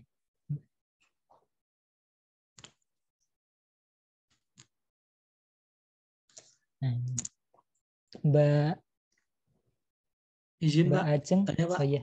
Oh silakan. Ini misalnya gini Pak, satu PT Mm-mm. ya bergerak di bidang katakanlah travel misalkan. Iya. Setelah misalnya berdiri tahun 2018,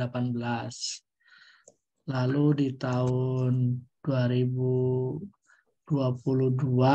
atau di tahun 2019 katakanlah setelah 2 tahun setahun berdiri, lalu tidak aktif. Nah, tidak Mm-mm. aktif, kemudian setelah 3 tahun diaktifkan kembali. Mm-mm.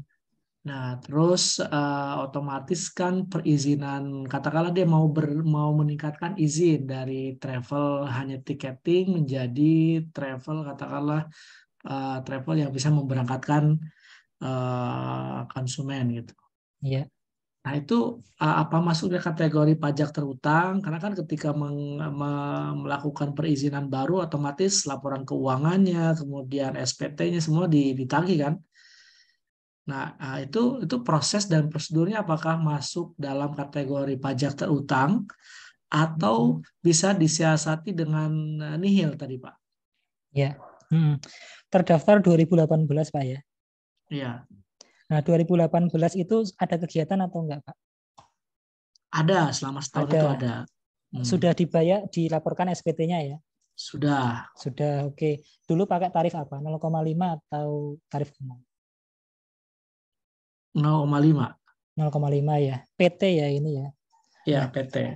maka kalau dalam kasus seperti ini, 2018 oke, sudah clear ya. Clear SPT masuk. Nah, 2019 ya. 2019 itu sebenarnya tetap wajib lapor SPT tahunan. Walaupun tidak beroperasi, Pak ya.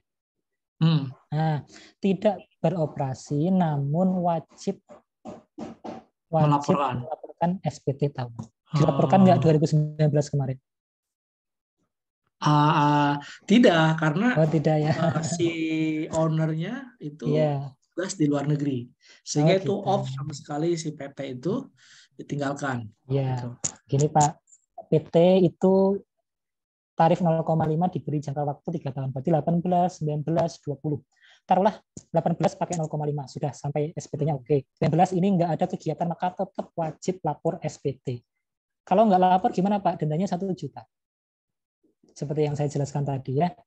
Pak, selama ini kok nggak ada ya surat dari kantor pajak dendanya ya Pak? Atau nggak nyampe atau bagaimana? Nah, itu silakan dikonfirmasi ke kantor pajak terdaftar. Nah, terus 2019 kan tidak lapor Pak ya. Nah, 2020 lapor apa enggak? Lapor 2022 nih, 2022 lapor karena mau mengurus perizinan baru. Iya. Lapor itu ternyata nggak bisa dinihilkan ya Pak ya? Nah, gini Pak, maksudnya dinihilkan itu gimana? Dikatakanlah jadi tidak bayar pajak, 0. Oh gitu. Iya. Gini, karena sudah tidak lewat 3 tahun, PT itu kan dikasih waktu 3 tahun. Berarti mulai 21 itu harus pakai normal. Nah, tarif pajak normal itu seperti yang saya jelaskan tadi, pendapatan dikurangi biaya, laba bersihnya, ini yang dikenakan pajak.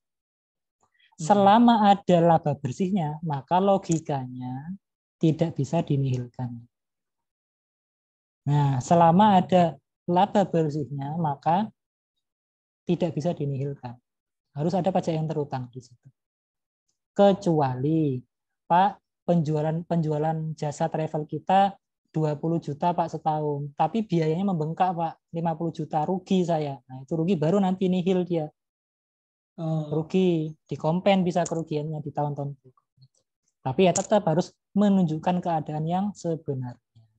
Jadi harus ada bukti yang membuat fakta aktual ya kalau dia merugi ya. Ya, kan apa yang kita tulis, apa yang kita laporkan di SPT tahunan itu kan berdasarkan transaksi harian, Pak. Nah, itu yang jadi bahan nanti suatu saat nanti diperiksa.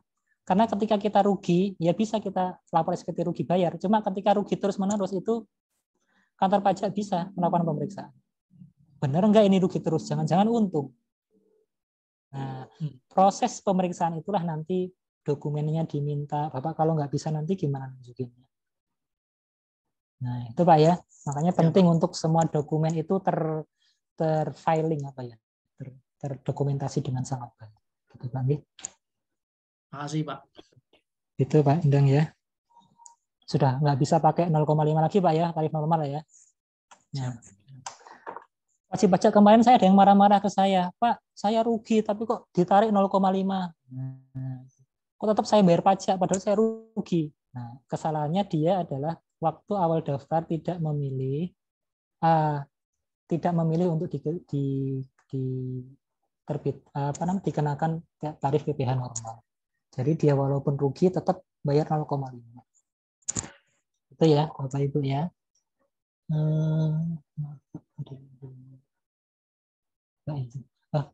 Mbak Mbak Ajeng, mohon maaf saya tanya yang di meeting Zoom hari ini itu sudah dapat materi PPN atau belum ya?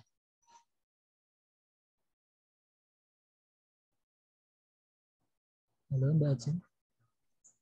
Iya, gimana Pak? Yang ikut di Zoom hari ini sudah dapat materi PPN atau belum? Materi belum Pak. Oh belum ya. Oh, iya. Kemungkinan hari Senin akan buat diupdate. Oh, iya. Seharusnya Ini sudah. apa-apa ya? Iya. Ini ada pertanyaan mengenai PPN tapi nggak apa-apa ya saya jawab. Gak apa-apa. Saya jawab luar Iya, ini. nggak apa-apa Pak. Nah, Mbak Ayu, Pak izin bertanya, kalau perusahaan retail di bidang subdistributor itu beli barang ke distributor, harus ada faktur pajaknya. Sementara itu sekelas distributor besar area Sumatera Barat kan nggak pakai faktur pajak, Pak. Gimana caranya? Oh, ini usahanya apa ya, Mbak?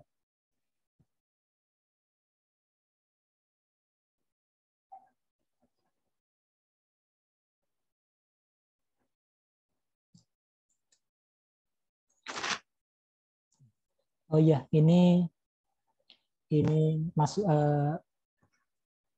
kepada teman-teman ini ya.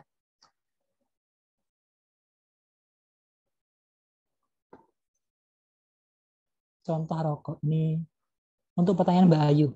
Kalau rokok itu Mbak, kalau rokok sepengetahuan saya PPN-nya sekali aja. PPN-nya sekali yaitu pabrikan ke distributor. Seingat saya ya, mohon maaf. Nanti saya cek lagi. Seingat saya rokok itu PPN-nya hanya dipungut sekali ketika distributor dari apa namanya? Dari pabrikan ke distributor. Seingat saya itu. Nah, ketika distributor ke subdistributor maka tidak ada faktur pajak di situ. Ya, tidak ada. Jadi benar ini. Distributor besar area Sumatera Barat kebanyakan nggak ada pakai faktur pajak ya. Benar, Mbak. Kalau itu transaksinya memang rokok ya. Kalau selain rokok, distributor itu wajib terbit faktur. Ya. Wajib terbit faktur. Kenapa? Karena distributor itu umumnya menyerahkan pajak bukan di end user, bukan di konsumen akhir. Ya. Jadi itu ya Mbak Ayu ya. Kalau ini dalam kasus rokok itu benar ya, tidak terbit faktur.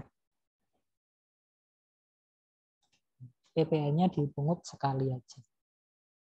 Kemudian, Pak Mali minta petunjuk. Nah, ini ya. Oke Pak, nanti ya Mbak Ayu ya, supermarket ya. Nah, Mbak Ayu yang kalau supermarket itu ya khusus rokok memang benar Mbak. Kalau selain rokok wajib ada faktur, distributor wajib ngasih faktur.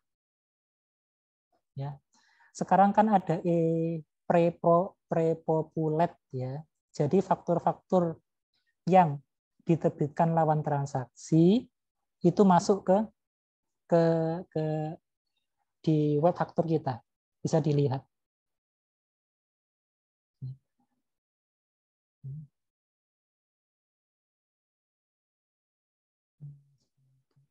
Pak Edi Purwanto, Pak mohon diulang. 0,5 itu dilihat dari tanggal pendirian. Pak Edi Purwanto, Pak mohon diulang. 0,5 itu dilihat dari tanggal pendirian CV atau pada saat mulai direktur terdaftar PKP. Nah, 0,5 itu ketika CV itu terdaftar, Pak ya. Terdaftar CV dan usahanya jalan, ya. Atau pada saat mulai direktur terdaftar jadi PKP. Ini beda ya.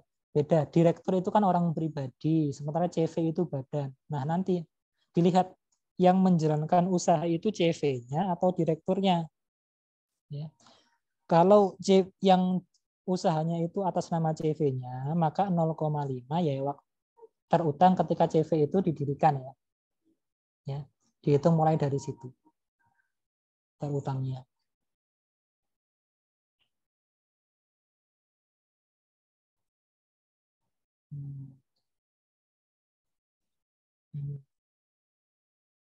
Itu ya Pak Edi ya.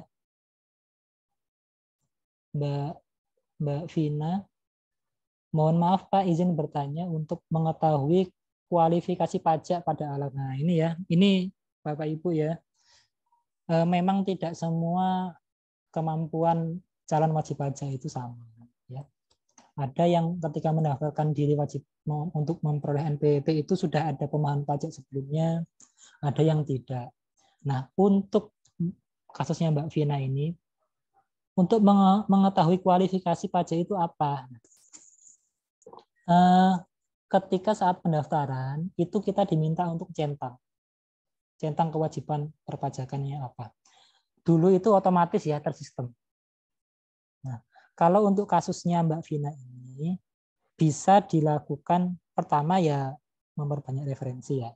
Kedua, sebelum melakukan pendaftaran itu bisa dikonsultasikan dulu dengan penyuluh pajak di kantor pajak tempat terdaftar, atau bisa melalui kering pajak, bisa melalui Twitter DJP.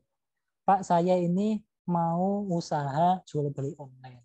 Kira-kira nanti kalau saya daftar NPWP online itu saya centang kewajiban perpajakan apa saja. Nah, itu Mbak Vina ya. Kira-kira seperti itu. Bisa.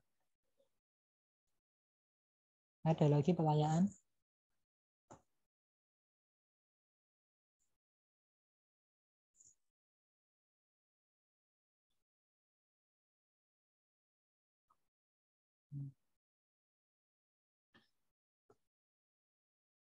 Yang perlu diingat Mbak Vina ya, Mbak Vina, kalau 0,5 itu dari kotor, kalau tarif umum itu dari bersihnya. Udah itu aja yang perlu diingat. Nanti dihitung-hitung.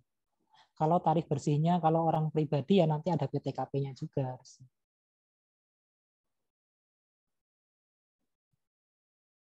Kemudian kalau untuk orang pribadi itu kan yang tarif UMKM 0,5%, ada batasannya ya. Kalau dikenakan pajak kalau sudah mencapai 500 juta omsetnya. Tapi kalau belum mencapai 500 juta, maka tetap kalau belum 500 juta maka tidak dikenakan pajak. Ya. Misalnya Mbak Vina ini usahanya jual beli online. Januari omset penjualan saya baru 80 juta Pak sebulan. Maka belum bayar pajak. Februari 180 Pak. Misalnya 120 juta. Nah, Januari 80, Februari 120, nah belum 500, berarti Februari nggak bayar pajak dulu. Nah, sampai nanti mencapai 500 juta. Misalnya mencapai 500 juta itu di bulan November misalnya. Nah, Pak, kalau di total Desember November itu saya sudah mencapai 500 juta, Pak. Cara ngitungnya gimana? Nah, cara ngitungnya adalah omset Januari sampai November misalnya 500. Misalnya gini, omset Januari sampai November itu misalnya 520 juta. Nah, nanti November itu cara bayar pajaknya adalah 500 juta. 520 juta dikurangi 500 juta, Mbak. Nah, sisanya 20 juta. 20 juta itulah yang nanti dibayarkan pajak, 20 juta kali 0,5. Pak, Desember saya omsetnya 100 juta, maka 100 juta kali 0,5. Nah, nanti bayar pajaknya itu ya di bulan November sama Desember. Ketemu bulan Januari lagi, keriset lagi. dari nol lagi, nunggu 500 juta baru dibayar 0,5-nya. Terus seperti itu sampai 7 tahun. Kalau orang pribadi dikasih waktu 7 tahun. Nah, kalau CV, PT bisa menggunakan tarif 0,5 tapi tidak ada batasan 500. Tidak ada batasan. Yang ada batasannya jika wajib pajak orang pribadi saja. Itu. Demikian Mbak Vina. Mbak Ajeng, silakan. Apakah ada pertanyaan lagi? Iya, apakah ada yang ingin bertanya lagi? Pak Marlin belum update. Dia kali ada Pak, nanti ya saya WA ya Pak Marlin. Ya, memang ada beberapa wajib pajak yang kesusahan untuk melaporkan SPT tahunan orang pribadi usahawan yang omsetnya di atas 500 juta. Ada sebagian yang tidak kena pajak, ada sebagian yang kena pajak. Nanti Pak Marlin ya. Belum update. Ya, baik Pak, baik. Ya, terima kasih. Ya. Bapak Ibu, demikian ya materi yang bisa saya sampaikan. Saya yakin banyak kekurangan, terlalu cepat dan sebagainya. Saya mohon maaf sekali. Nanti kalau ada pertanyaan silakan menghubungi Mbak Ajeng, nanti bisa nomor saya di-share. Untuk selanjutnya saya pamit. Wassalamualaikum warahmatullahi wabarakatuh. Saya kembalikan ke Mbak Ajeng. Waalaikumsalam warahmatullahi wabarakatuh.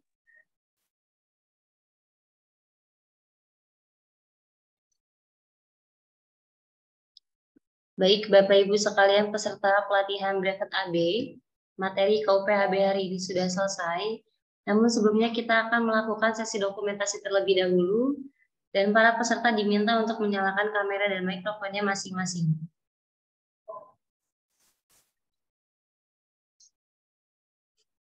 Sorry, aduh ini apa ya kameranya?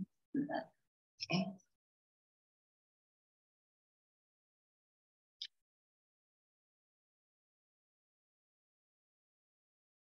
Aduh, kamera aja banyak banget tahu. Sebentar ya, kita coba lagi. Oke deh, nggak apa-apa. Baik. Hitungan. Yang ketiga ya. 2, 3. Oke.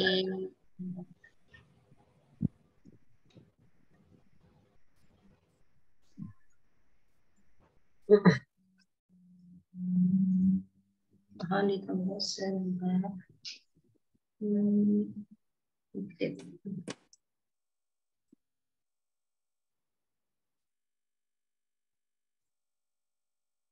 Nah, oke. Selanjutnya kita akan bersama-sama mengucapkan terima kasih kepada Bapak Lukman. Terima kasih banyak Pak untuk hari ini. Terima kasih Mbak. Terima kasih Bapak Ibu-Ibu ya. Terima kasih Pak Lukman. Terima kasih Pak. Terima kasih Pak Lukman. Dan Bapak Lukman sudah bisa meninggalkan ruang Zoom meeting. Terima kasih Pak. Selanjutnya akan ada beberapa informasi yang akan kami sampaikan. Di antaranya yang pertama, kami akan mengirimkan link rekaman materi pelatihan hari ini ke email Bapak Ibu. Yang kedua, kami akan mengirimkan soal ujian materi pelatihan hari ini beserta deadline pengumpulannya. Dan yang ketiga, untuk materi selanjutnya adalah PPh potong pungut hari Sabtu tanggal 11 Februari 2023 yang akan diampu oleh Bapak Kasir SEMAK AK CA BKP yang akan dimulai pukul 09.00 sampai dengan 15.00 waktu Indonesia Barat. Untuk link Zoom meeting akan dikirimkan 15 menit sebelum pelatihan dimulai. Demikian informasi yang dapat kami sampaikan dan para peserta sudah dapat meninggalkan ruang Zoom meeting. Terima kasih. Terima kasih. Terima kasih Mbak Ajeng. Terima kasih. Sama-sama. Mohon maaf jika ada kesalahan. Terima kasih.